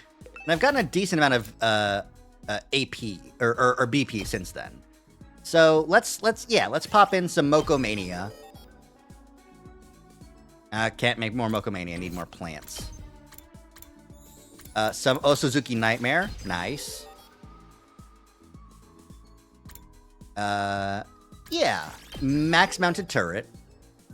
And max support tower? Well, not max support tower, I'm out of machine.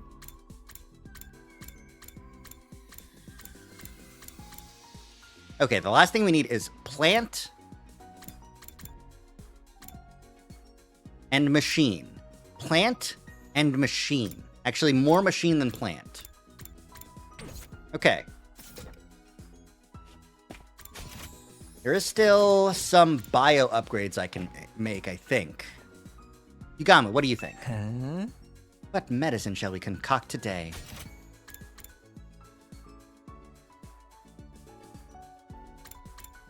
Yeah, there's a lot more fucking things. But yeah. I don't get a lot of free time in these days now anymore, you know? Can I continue making gifts? Should I continue making gifts? No, let's go on an exploration.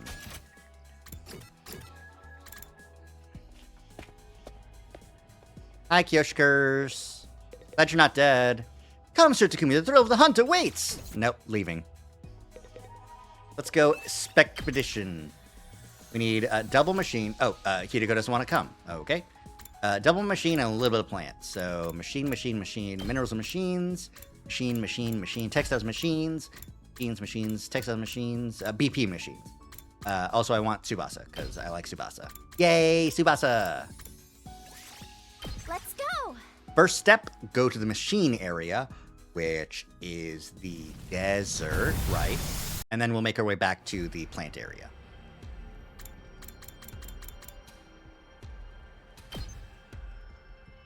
Sure wish there were more fucking shortcuts here in this desert. 1, 2, 3, 4, 5, 6. That's good. Chant a spell. Ooh. Supercomputer. Nice.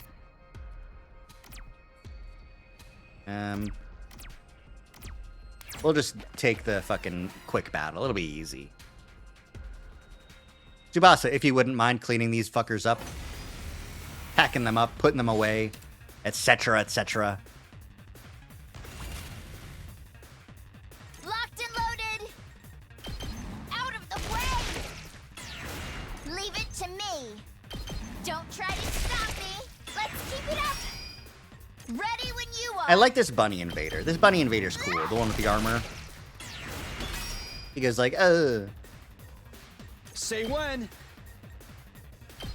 Take this! All right. I've got this. Ha! Luckily, he's dead, so it doesn't really matter. I'll take that.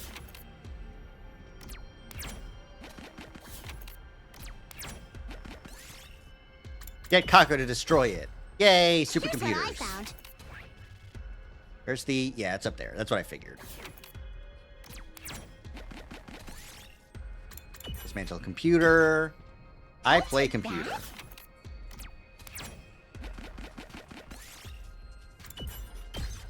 Get a Gable.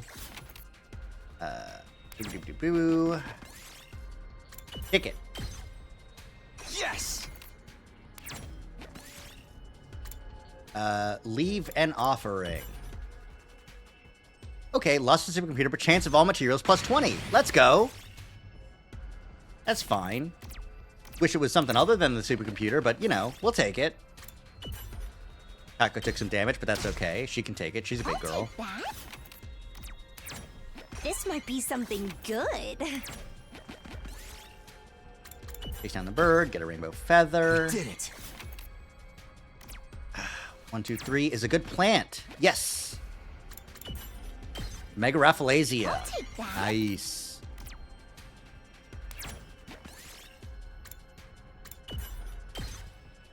Here's what A I found. supercomputer, I can get rid of the pebble. Yeah, I was hoping I could manage my way to get to another plant. How's my bag looking? I'll get 100 plant and 1,000 machine. That'll do. That'll do. Oh God, no, that's not the right button at all. Oh my God.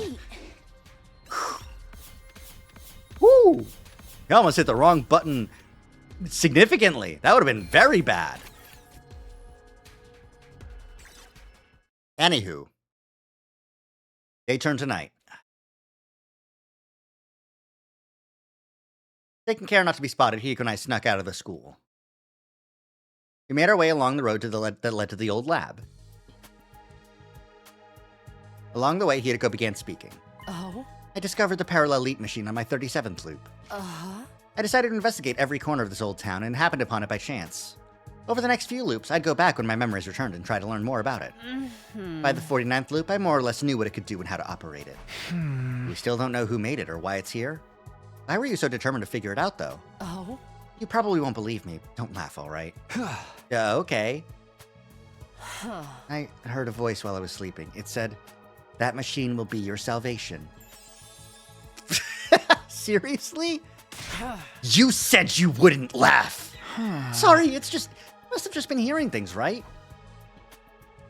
She ignored me and carried on walking. I followed after her at a safe distance, feeling like I just poked a hornet's nest. You did! You're an asshole! Don't be mean to her! I still can't help wondering what that machine is doing here in the first place. Oh? Someone here must have been researching parallel universes. Somebody? Who? Researchers, probably. But researchers? How am I supposed to know? Let's just be grateful we have access to such a useful resource. Come on. Beam attack this idiot. We dispelled her class armor. We can't wear leap suits and class armor at the same time, right? We went over this before. The leap suits repel our hemoanima. I know, but why do they have that function? Oh? Leaping is achieved by using cryptoglobin, or rather using its energy waves. She can poke him all she wants to. Yeah, because he's a fucking limp biscuit. That's what he is. He's not a hornet's nest. He doesn't have any fangs. He's a wet noodle.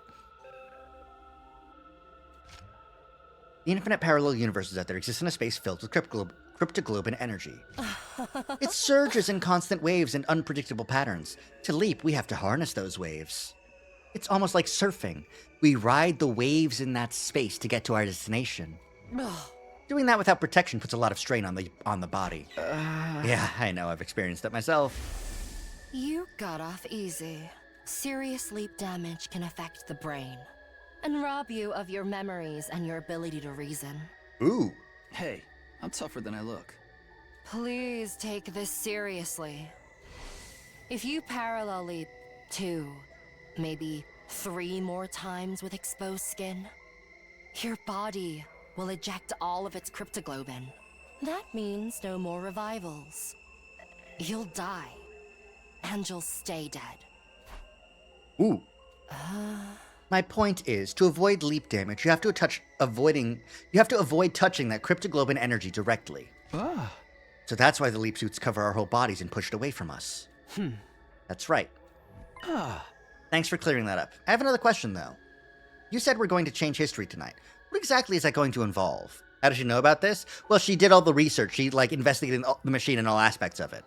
And I assume that means a handful of reading materials? Maybe she brings them back so that Shion reads them in some of the loops that we haven't seen?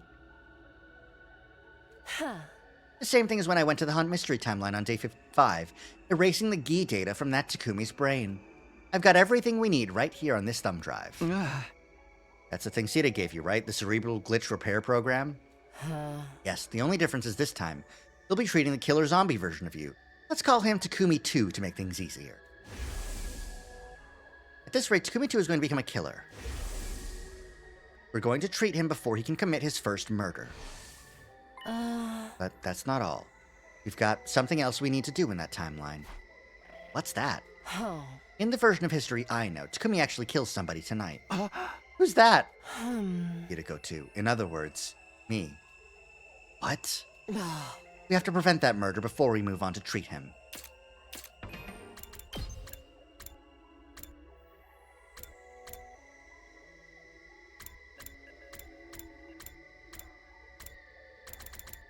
We treat him and we're successful and we go to comedy route. We treat him and we're not successful. Oh. But he doesn't kill Hideko in any of the routes that we're at. Right, but it was Hideko in the lab and we were about to get him. That's what was happening, right? Yeah. Hold on a minute. I don't remember any timeline like that. I don't know what to tell you. I'm the one who got killed. I remember it very clearly. Tonight, around 11 p.m., I'll be killed by Takumi 2 in the biolab. Oh. You probably just haven't recovered those memories yet. That why? I guess I had to repress a lot of memories that time. Hey, Hideko, what time is it now? She tapped her glasses near her temple before replying. 9:18 p.m. Huh? How do you know? My glasses have a clock function built into them. Jesus. The lenses can function as a transparent heads-up display to show me the time whenever I touch them just here. Oh. It'll be a problem if you can't keep track of the time. Here, you can have this. Your device? I have another of my own. Just switch it on and it'll display the time. Take it. You could pass me the little machine. I slipped it into my pocket. You said 9:18 p.m.? 9:19 p.m. now. Then we'd better hurry. Leaping takes you to the same point in time, right? We can't go forward or back. That's true, but we can't go yet. Why? Remember what I told you about riding the waves to alternate timelines? They're from a space filled with cryptoglobin energy, so let's call them blood space waves. Right, the cryptoglobin space that Shion was talking about. The blood space where evil Ato... Oh, right. Anyway, we can only leap when they're at their highest intensity. That's why I likened it to surfing. Sometimes you have to wait for a big enough wave to come along. But when is that gonna be? Take a look at the device I gave you, idiot. I took the thing out of my pocket and turned it on. Played some kind of diagram of the waves along with 2 times. Between 10:20 and 1:15 a.m. tonight? Yes, we'll only be able to leap during that time. But you said Takumi 2 kills Hideko 2 at 11 p.m. So even if we leap as soon as that window opens, we'll only have 40 minutes. That's right, 40 minutes to get it all done. But it takes over half an hour just to get back to the school from here. Pardon me. Would you prefer to call a taxi? I know it won't be easy, but we still have to try. Well, let's try, I suppose. While we waited for the blood space waves, Hideko showed me how to use the machine. Wow, it's a lot more simple than I thought. Everything sounds simple when explained to you. I had to put in a lot of work to figure it all out. It was 10:19 p.m., just 1 minute until we could jump. We'd already changed into our leap suits and adjusted the machine settings. Let's go over everything one last time. What timeline are we leaping to? Killer Zombie. And what's our objective? To remove the Gi data from Takumi 2's brain and prevent Hideko 2's murder. Good, it's time. Let's get started. I hit the red button on the control console and we both stepped onto the platform. Okay, let's do this! Yippee! God, how long has it been since we've seen this graphic? Pew! Ah! The time, the space, the blood space, the waves! Ah! Luckily, my brain's okay.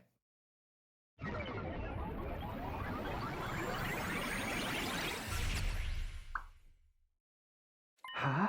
Did we do it? Did we leap? No. Don't just stand there. We need to get going. Hideko was already on our way outside. I grabbed a fire extinguisher and hurried after her. Shouldn't we take off our leap suits first? I can't remember which loop it was, but I tried doing this in my regular clothes once. It didn't end well. There's 2 Hidekos. This one's a fake. It must be a shape-shifting commander. They captured me and shut me up in a cage in the courtyard from then to day 100. If you want the same thing to happen to you, I won't stop you. Now pick up the pace. You know we don't have a lot of time. Hideko took off running. I did the same, and we started our journey back to the school. We still had a ways to go, so I decided to ask about something. Hey, can you tell me more about what happened between Hideko 2 and Takumi 2? It all started around this time, actually. I couldn't sleep, so I decided to take a walk around the school. That's when Takumi 2 attacked me. The Gi data in his brain must have finally taken over. He chased me into the biolab. He was far stronger than he had any right to be. A Gi can draw out superhuman reserves of strength from its host, after all. He slammed my head on the operating table, and while I was still dazed from that, well, you get the idea, I never had a chance to fight back. We'd almost reached the academy. I could see the wall of fire up ahead. Suddenly, Hideko stopped and picked something up off the ground. Is that a power saw? We'll be needing this. What for? Takumi 2 locked the biolab door behind him when he attacked me. We'll have to break it down to get to him. This is the fastest way to do that. Ah, I see. Interesting way to introduce the power saw. I was starting to get a bad feeling about this. Hold on, I've seen that power saw kill our friends in this timeline. By taking that into the school, you're putting them all in danger. That won't happen. We're going to cure Takumi 2 after all. But what if we mess it up? We won't. How can you be so sure? Enough talk. You're my servant, aren't you? You said you'd do anything to help, didn't you? I guess, but... Then don't talk back. Just do as you're told. Hideko took off toward the wall, power saw in hand. I followed a few steps behind, trying to keep down the panic rising in my chest. Yeah, I guess if you remember Serial Killer Timeline and not Comedy Timeline. Yeah. Before long, we arrived at the school. I checked the time. It was displayed in the corner of the little window in the front of my helmet. 10:56. We've only got 4 minutes. No. We have to hurry. We barreled through the entrance hall and into the hallway. Hideko kept going through the halls and up the stairs. It was all I could do to keep up with her. This is the branch between slasher and zombie, I think. Yeah, no, for sure. No. It's the branch between killer zombie and comedy. Comedy route is what happens if we dodge the attack. Wait. Oh no.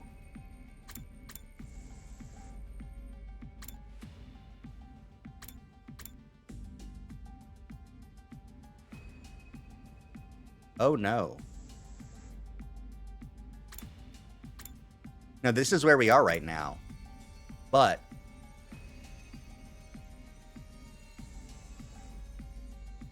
either we don't cure Takumi 2 or one of us goes into the fire and then the other one finishes the job.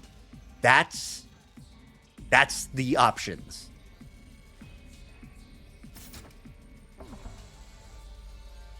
Hideko kept going through the halls and up the stairs. It was all I could do to keep up with her.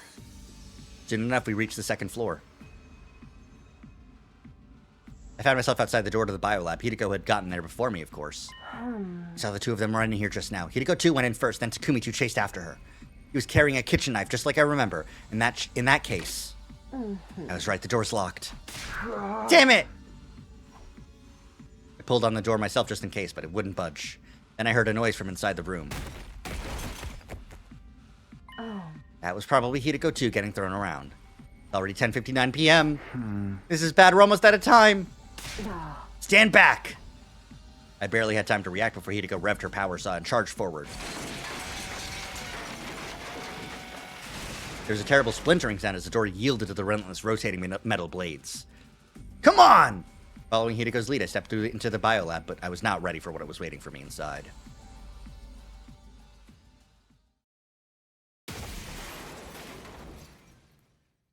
It took me a moment to process what had happened. Hideko had gone in first, but now she was crumpled up in a corner. A blow from Takumi 2 must have sent her flying. From the sound of that groan, she was going to be out of action for a little while. And on the other side of the operating table was Hideko 2. She was also on the floor and looked pretty out of it too. Both of the Hidekos were down for the count. Obviously, only one person could be responsible for this. Takumi 2. This timeline's version of me. Oh, fuck! Oh, man, we don't get to see Takumi's sprite out and about like this very often. Our eyes met and I froze up. I wasn't used to looking at my own body from the outside. It was such a surreal experience. I just stood there, forgetting even to breathe. It wasn't long until time started to flow again. I was dragged back to reality. Takumi 2 raised his kitchen knife and dashed toward me. Nyah! Hideko said the leap suits repel hemoanima. But that wasn't a class weapon he was holding. It was more than capable of tearing through the suit and hurting me. He swung wildly, but I did my best to dodge his blows. Obviously, I wasn't about to let myself get killed, especially not by my own doppelganger. But I couldn't keep dodging forever. He was sure to hit me sooner or later. I needed a weapon, something I could use to fight back. Right as that thought crossed my mind, my foot brushed against something. I glanced down. It was the power saw. Hideko must have dropped it when she got knocked over. And it was still running. I ducked down, grabbed it, and swung it to the side. The blade connected with the other me's knife and sent it flying. That didn't stop him, though. He grabbed at my arm, trying to take the power saw from me. Ugh! Wasn't about to go down without a fight. I wrenched it away and kicked him in the stomach. He slammed against the wall and fell to the floor, his face contorted in pain. Must have hit him pretty hard. He wouldn't be getting up anytime soon. I took advantage of the lull in the fight to go and check on Hideko 2. She didn't seem to have any visible injuries, but I had to make sure she was okay. With all that strafing around I'd been doing, not to mention the run over here, I wasn't exactly feeling at my best. I fought through the fatigue and lumbered over to this timeline's Hideko, but just as I was about to reach her, Takumi 2 is back, but it's actually Takumi 2 and not the Gi. Something slammed into me hard from behind. I staggered a few steps, suddenly off balance. Takumi 2 saw his opportunity and took it. As the two of us grappled, we found ourselves near the window. And then... Next thing I knew, I was in the air, with Takumi 2 still clinging to me. Must have tackled me with so much force that it sent us right through the window. Shards of glass were all around us, sparkling in the night air. For one weird disconnected moment, it actually looked kind of beautiful. But then the laws of physics kicked in and we were falling, rocketing toward the ground faster than either of us could deal with.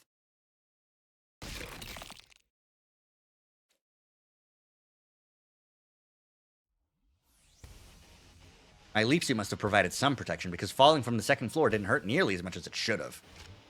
I saw the power saw lying to my side. I grabbed it and got to my feet, looking around for Takumi 2. He was standing nearby, maybe 30 feet away. He looked like he'd just gotten to his feet. He was still swaying unsteadily. Well, I'd prevented Hideko 2's murder. That just left one thing still to do in this timeline. We had to treat Takumi 2. I couldn't let him get away now. I tightened my grip on the power saw and ran toward him. My double saw me coming and ran. I stayed on his tail and eventually cornered him right in front of the wall of fire. I raised my power saw and revved it. In the light of the undying flames, the blade glinted ominously. I wasn't going to kill Takumi 2, obviously. I didn't even want to hurt him. He may be from an alternate reality, but he was still me, after all. What was I going to do? Just threaten him? If he thought I was out to kill him, maybe he'd come quietly? I decided to go with that and hefted the power saw again. Wait, something about this doesn't seem right. Haven't I seen this happen before? couldn't have been distracted for more than 2 seconds, but that was all he needed. Pain flashed across my left leg and my view started to tilt to the side.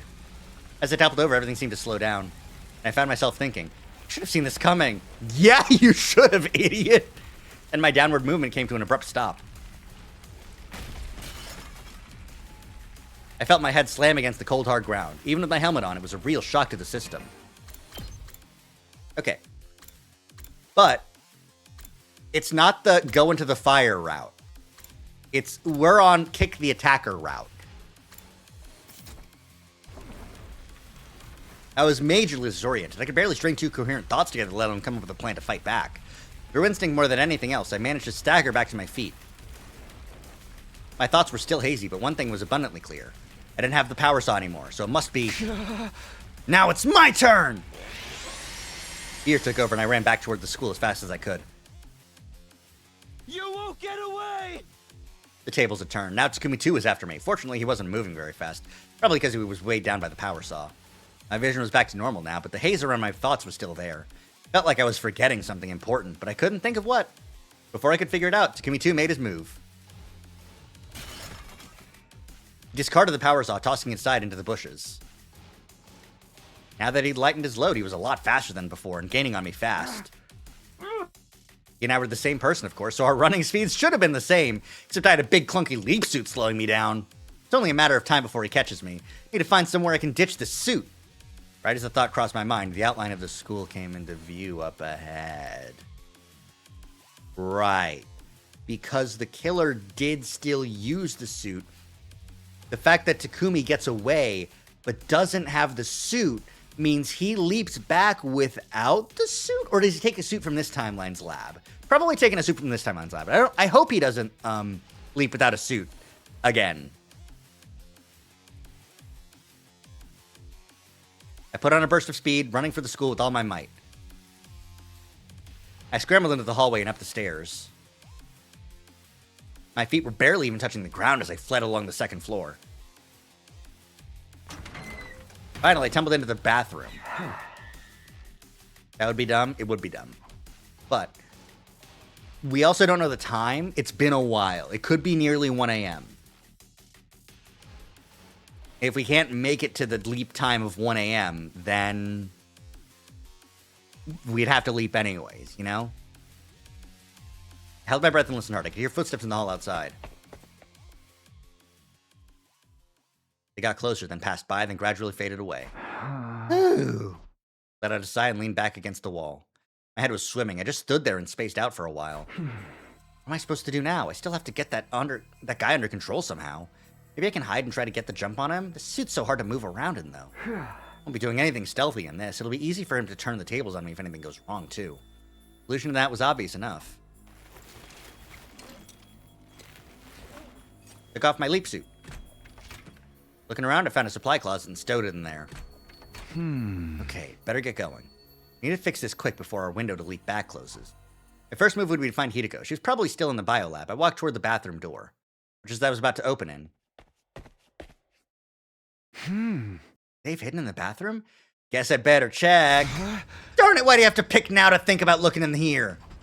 Looked around for an escape. There was no point hiding in one of the stalls. I'd get found out right away. In that case, there's only one way out. Ran to the window and opened it. I jumped out with all the energy I could muster. Something went wrong. Maybe it was the fatigue setting in, but I couldn't control my posture like I wanted to. I fell flat on my back, my head hitting the ground with a sickening crunch. I'd really done it this time. My consciousness was leaving me like smoke blown away in a strong breeze. Right before it all went dark, I was aware of footsteps nearby and somebody saying something. Takumi, are you okay? Hold on. Stay with me. Well, not. That was where my memory cut out for the day. The next thing I knew, my mind melted away into chaos and confusion. Yippee! Chaos and confusion. Chaos and confusion. Get ready for your 17th day. Prepare. Be ready to get... I woke up suddenly. I looked around trying to orient myself. Where am I? Can't you tell? It's your room. In the SF timeline, that is. SF timeline? SF? Steady, fundamental. It's the one we started off in. Did you have to carry me here again? Yes. You need to start taking better care of yourself. I'm not your mother, you know. I don't understand. It's like when a child falls asleep in front of the TV, and their mother picks them up and puts them to bed. I've basically done the same for you. Several times. No, I understand that part, Hideko. When she put it like that, I did feel kind of guilty. I shifted uncomfortably and sat up in bed.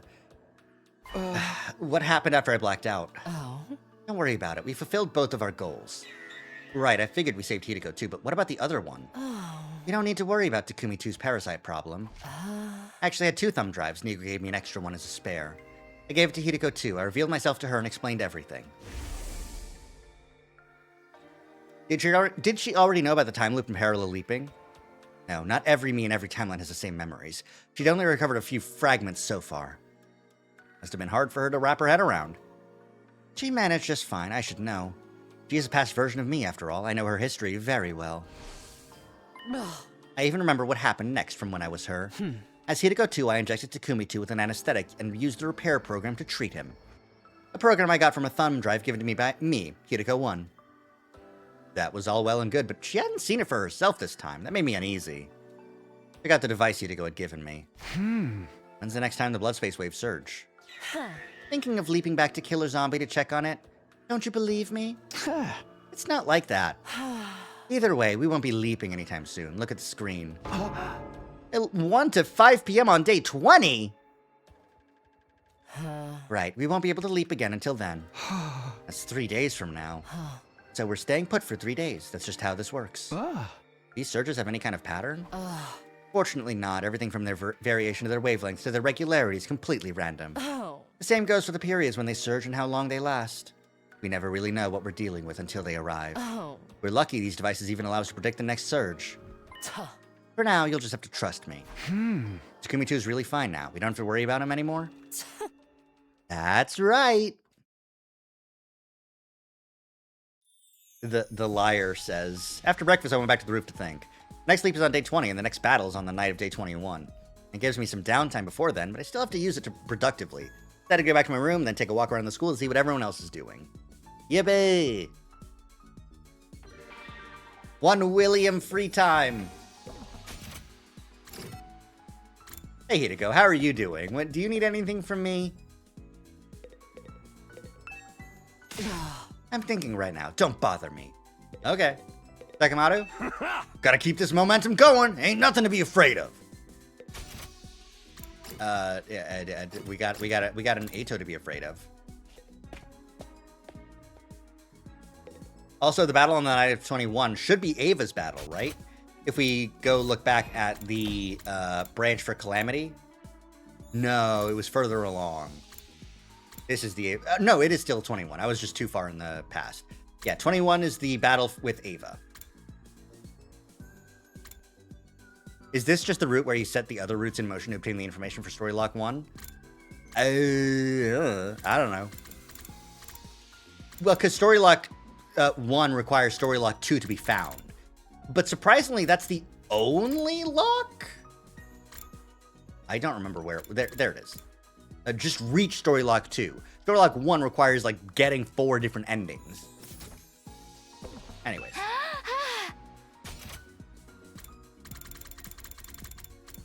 Let's max out Nozomi. Yippee! Let's max out Kurata. Yippee! Let's max out Moko. Yippee! That is every character in the SDU fully maxed out. I think Ava's fully maxed out already. Yeah, the information from all those findings and finding Lock 3. Yeah, I don't know. I'm sorry, Tsubasa, but there's never going to be anything else ever again. Everyone's full.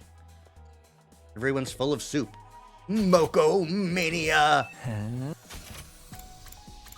I need more plants and more textiles. And I don't think the only thing that's left to make in the metal shop is just more fences, more spring traps. Okay. but I don't need them, so guess I don't use them.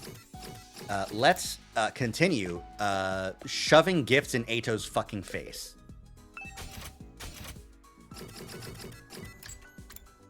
History of Mankind. You know you wanted Ato. He loved this book. He loved this book. You truly understand me, Takumi. You've turned my hate into love. Yippee! I can think of something I want to give Ato. Is it perhaps a kiss? A little moi? Beam, no! Who could have seen this coming?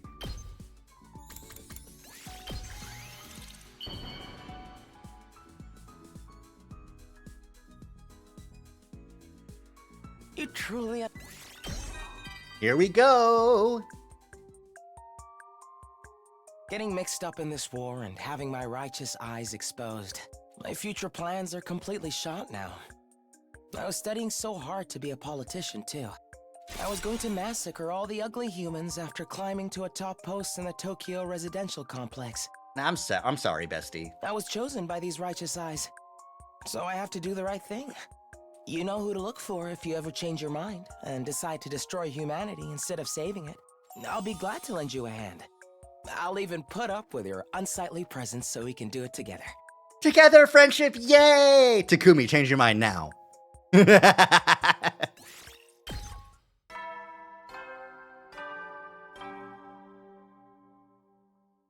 Takumi, give up. Heady, soldiers. Make sure you get some serious R&R while you can, so you're ready for the next enemy attack. Well then, good night. Hideko said the killer zombie Takumi 2 is fixed now, so where was she going to leap on day 20? I had other questions for her too, but then I could wait until tomorrow. Right now, all I want to do is go to bed.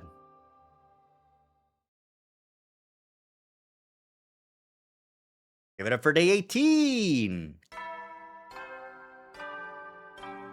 Ding dong, bing bong. Adam troops, get ready for your 18th day of active service here at Last Defense Academy. Prepare to spend another day enduring the unendurable and suffering the insufferable to pave the way for humanity's future greatness. Be ready to give your lives to protect our beloved school from the vile and barbaric enemy.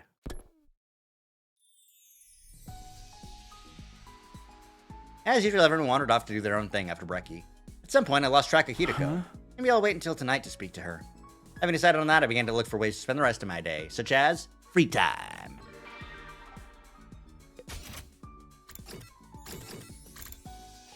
I will continue to pump gifts into Ato until I'm out of gifts to give Ato.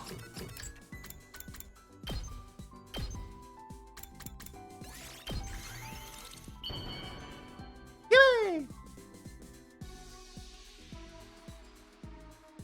You truly understand me, Takumi.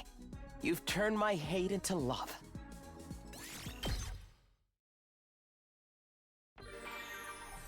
No amount of beams can stop what's happening from happening.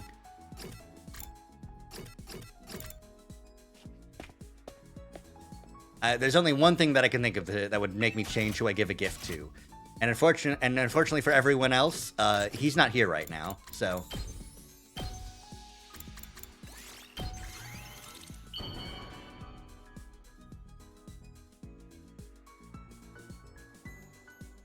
You truly understand me, Takumi. You've turned my hate into love. I can have one thing that can stop it. Well, he's not... Okay, he's here. Never mind. I didn't think he would show up, but he is here. Hi, Big Shinks. That is what I was thinking about. What could stop me. Anywho. I hope everyone having a good night and has a good Big Shinks. Can I come back? There we go. Hi, Big Shanks. Why'd you ask me to come all the way out here? Sorry, I wanted to make sure we wouldn't be interrupted. Oh. But I didn't even bring my riding crop. I didn't call you out here so you could give me a secret spanking? Do you want me to step on you, then? No, not that either! So what do you want? It's about leaping. I was worried someone might overhear us if we talked in our room. Like how you ended up following me and poking your nose where it didn't belong. I nodded. Why did you want to ask? First of all, the blood space waves are going to surge on day 20. What timeline are you going to jump to? Really want to know? Yeah. Can I drip molten candle wax on your cowlick? My ahoge? No! Hey! Why would you want to do that? Oh. I want to see what it looks like slicked down. How dare you? How fucking dare you? Oh. I'm actually still thinking about which timeline to visit next. I'll let you know when I come to a decision. Not the ahoge. Yeah, no, fucking brutal, man. Well, we switched to a new location before continuing our conversation. Huh? 2 days ago, you said the parallel leap machine was made by some kind of researchers, right? I don't know that for sure. It's just speculation. It's fine. Let's assume it's true. But which side were these researchers on? Were they human or invaders? There's really no way to tell. From the look of the lab building, it doesn't seem to have any government or military connections. Perhaps they were part of a smaller organization or built it in secret as part of some private endeavor. I mean, think about it. No matter who built it, that machine could provide a huge advantage to the war effort. So the fact that no one's used it means neither side knows it exists. That's what I think anyway. Neither Vestius nor Sire or Nigo have ever mentioned parallel leaping either. Not ever? No, not in any timeline I've seen in any of my 146 loops.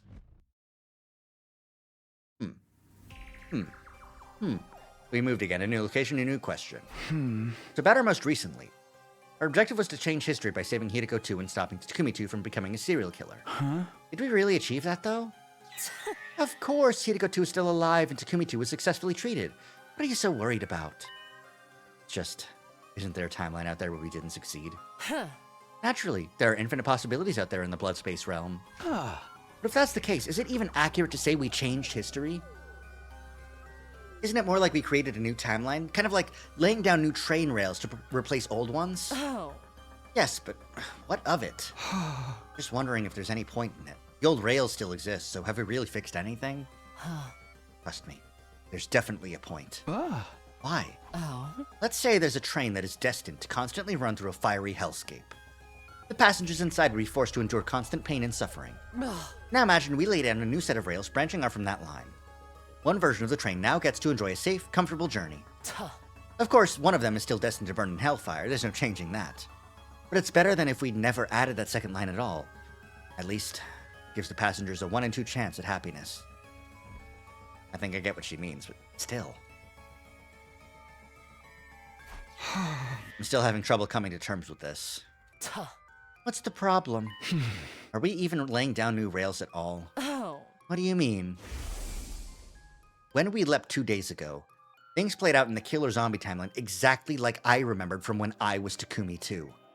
The only difference was I was seeing them from the steady fundamental perspective as Takumi 1. The person who attacked me with a power saw when I was Takumi 2 was actually me, Takumi 1. It took me a while to notice what was happening, and I still don't understand it. Without even meaning to, I ended up making history repeat itself. Almost like I was on rails, going along a predetermined route. It makes me feel like destiny is controlling us or something. I got to thinking, what if history refuses to change? What if our actions don't create new timelines at all, after all? I already told you, Hideko 2 is alive and Takumi 2 has been treated. That's something that wouldn't have happened without our intervention. We definitely created a new timeline. But the fact that history seemed to repeat itself for you is probably just leap damage. Remember what I told you? Leap damage can affect your memories and your ability to reason if it reaches your brain. Obviously, I hadn't made my point clearly enough. I had a feeling that loss of reasoning was also something that happened because it was a part of a predetermined history. Like we couldn't escape it no matter what we did. Hideko and I finished talking and went back to the roof. Oh? You look like you're still having doubts. I'm telling you, it's nothing to worry about. We're creating new timelines, and it's changing things for the better. If we weren't, there'd be no point in anything we do here in this timeline. Oh. And don't forget your promise. I'll build us a future where we can all be happy. That's what you said. Oh. Does that help? Are you going to sleep better tonight? I don't know. I'll go and get you some medicine to help you sleep. Take it, go to bed, and forget all about these groundless worries. Understand? Left before I could respond, as usual. After that, I took the sleeping medicine that Hideko brought me and sank into a deep, dreamless sleep. Well, okay, cool. Hope Hideko is strange. Like, she's always hopeful Hideko, but, like, this is, like, you know. Eh? Dot, dot, dot? Dot, dot, dot? Ah, it was super strong sleeping medicine, I see. I jolted awake suddenly. Judging by the sky outside, it was already nighttime. Practically slept the whole day away. The sleeping medicine had done its job at any rate. It's some strong stuff. Weirdly, my face really hurt now. I had no idea what could have caused that.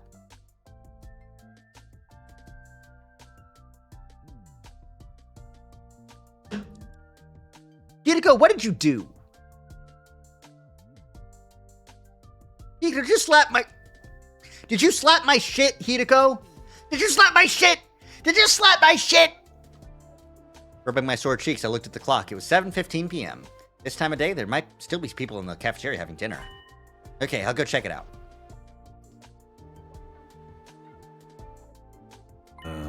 Hey there, Samino. You're finally awake, huh? Right. Man, I still can't stop thinking about what we just saw. It was awesome! I know, right? So much fun. Huh? What are you guys talking about? Ah! No! No! No!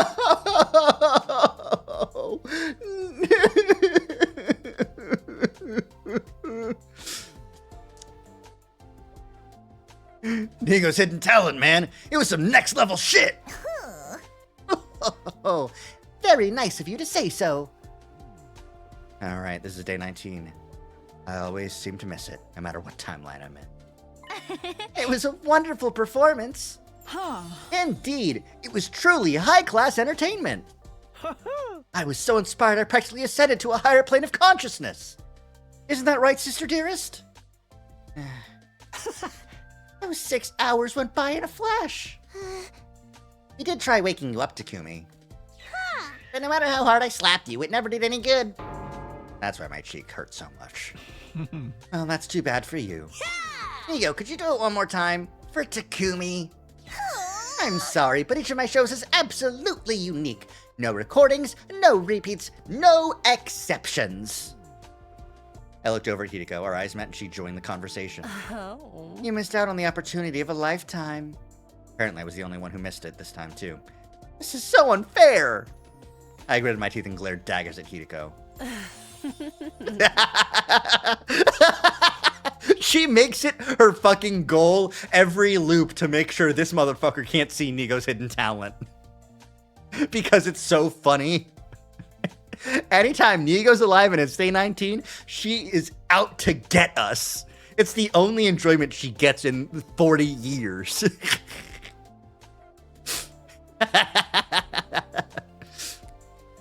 She just laughed. She was enjoying this.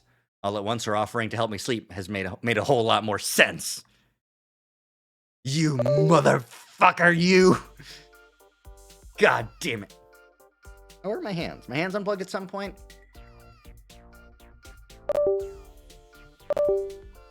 Come on. Come on, hands. You can do this. I believe in you. Connect. Connect. Yay! Okay. After dinner, I ran to the war room as fast as I could. Siri and Nigo were there waiting for me. I turned to Nigo and made a sincere, heartfelt entreaty. Please, just this once. I don't need the full 6-hour show. 5 minutes would be enough. Sorry, old boy, but like I said, I never repeat a perfume. Can't you make an exception? Give it up, Samino. Oh, come on. You two always do whatever Hideko says.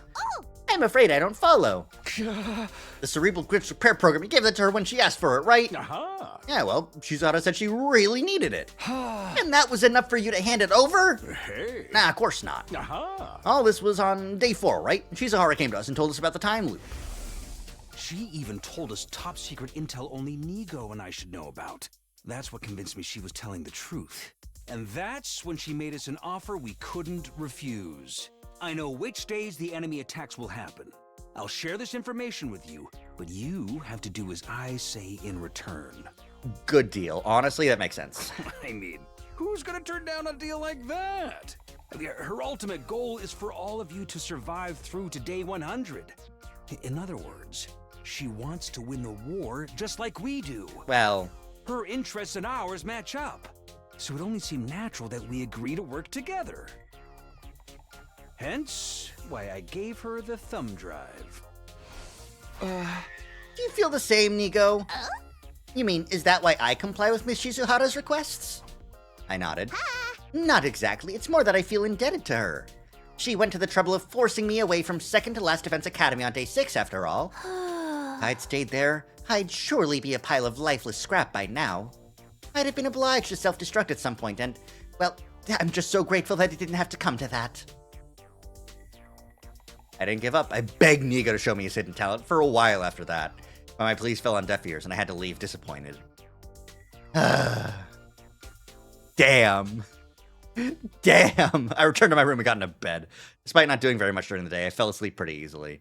And that night I had a dream about Nigo juggling flaming torches while playing with the theremin.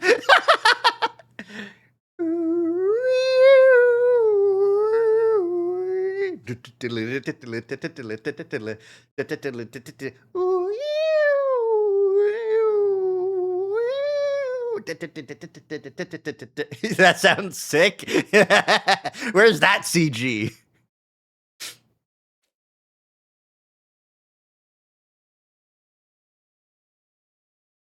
Day 20. Ding dong. Up and Adam troops, time to rise and shine. Get ready for your 20th day of active service here at Last Defense Academy. Prepare to spend a... Be ready to give your... You should do it while riding a unicycle on the high wire. After breakfast, I went looking for Hideko. Found her up on the roof. Made sure no one else was around before speaking to her. Hey, you got a minute? You want to know about today's leap, I assume. And we can go starting from 1 p.m., right? There's still plenty of time to train in the meantime. Don't forget, we have a battle coming up tomorrow night. Huh? Have you decided where we're going? Yes, to the Retsnom time.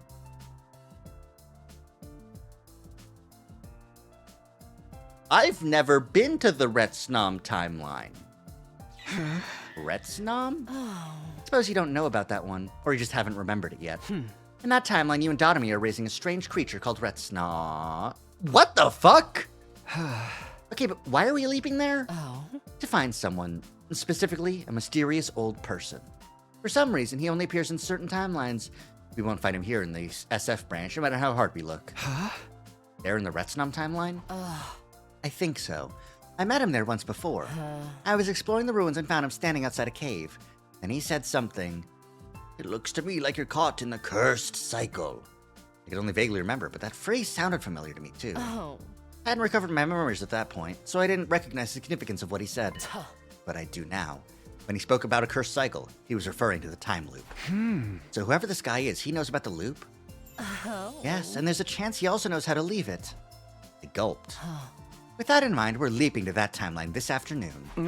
But... No buts! Just be a good servant and do as you're told. Do I make myself clear? She left before I could respond, as usual. Retsnama? Nope, still doesn't ring any bells. If this strange old man could tell us how to escape the loop, that'd be a big step forward. My heart beat faster just at the thought of it. I have to wait until the afternoon for the main event. Still had the first part of the day free. I had to go see if I could find a way to use that time productively. One free time event. But not two. I would really honestly rather see Retsnom from the Retsnom point of view before doing this. I just have absolutely no idea where they could possibly be. I I've heard good things about Retsnam. Here's Living Idol, so that's Cult of Takumi. In terms of other routes we can go to, we've got, Don't Reveal Nozomi's Secret from here. Honestly, given how fucked up Doremi and Takumi raising a weird little fucking creature is, it feels like it should be on a Kill Eito route. It shouldn't be under this. This is a comedy route. It's a different timeline. Can't be a mystery route.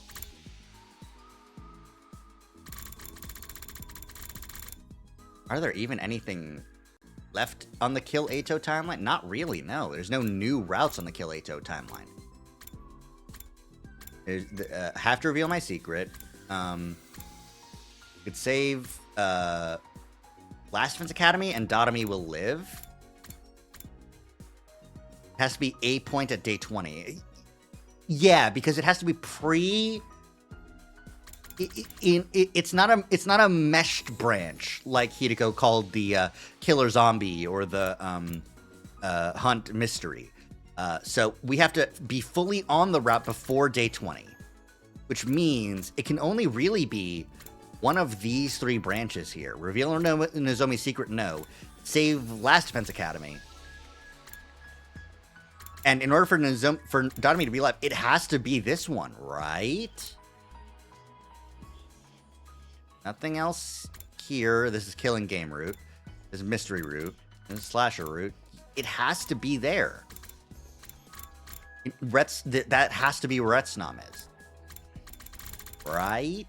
There's nowhere else where Doremi's alive, and we haven't been yet. Fascinating. All right, cool. Well, we've got a fucking goal. All right, let's save again because I'm stupid. And we'll return to the title, because I think that's a good place to stop for now. We can continue on with this timeline, but I would really like to see Retsnam before going through SF. I think that's the best way to do this.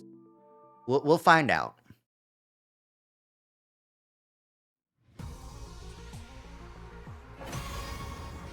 Let's go to the gallery. Let's do our end of stream review. Bonding events, we got 2 more for Eito. Yippee, yippee, yippee. We got video gallery. We got the, don't like the abandoning team too, though. Yeah, but ideally it's just Moko that dies again, which is sad, for sure, but, you know. This is the one where he sacrificed Tsubasa, and we haven't done that one yet, because fuck that.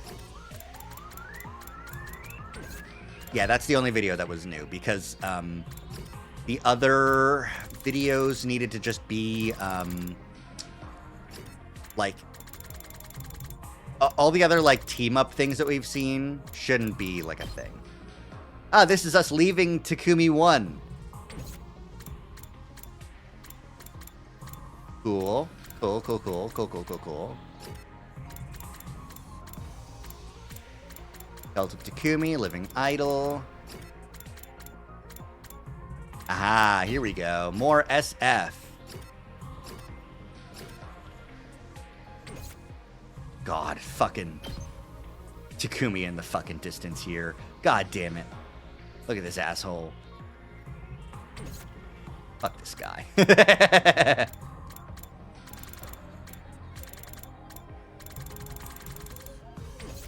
Okay, there are still some events here. Let me see if there's anything still left on page 2, because there could be, or no, page 4.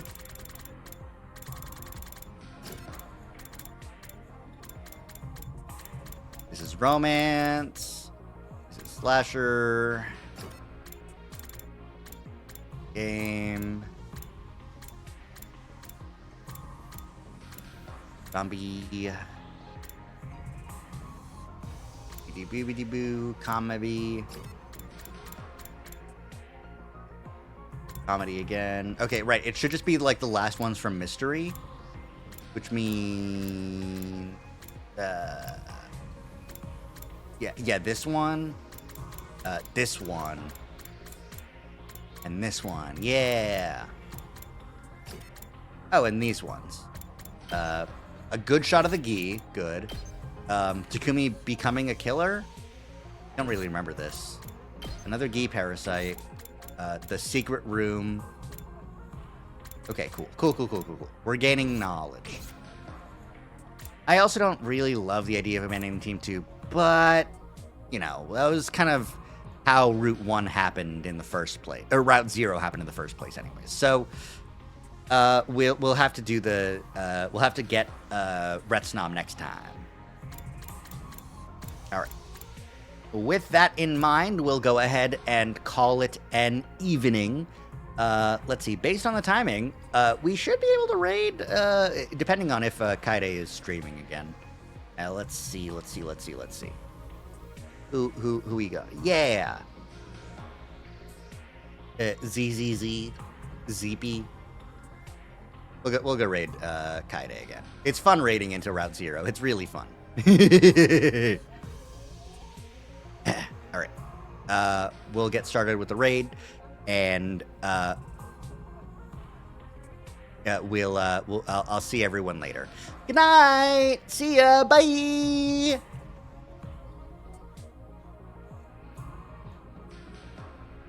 Be great. Give some love to Kaide. When we raid them, or we raid her. It'll be awesome. Bye.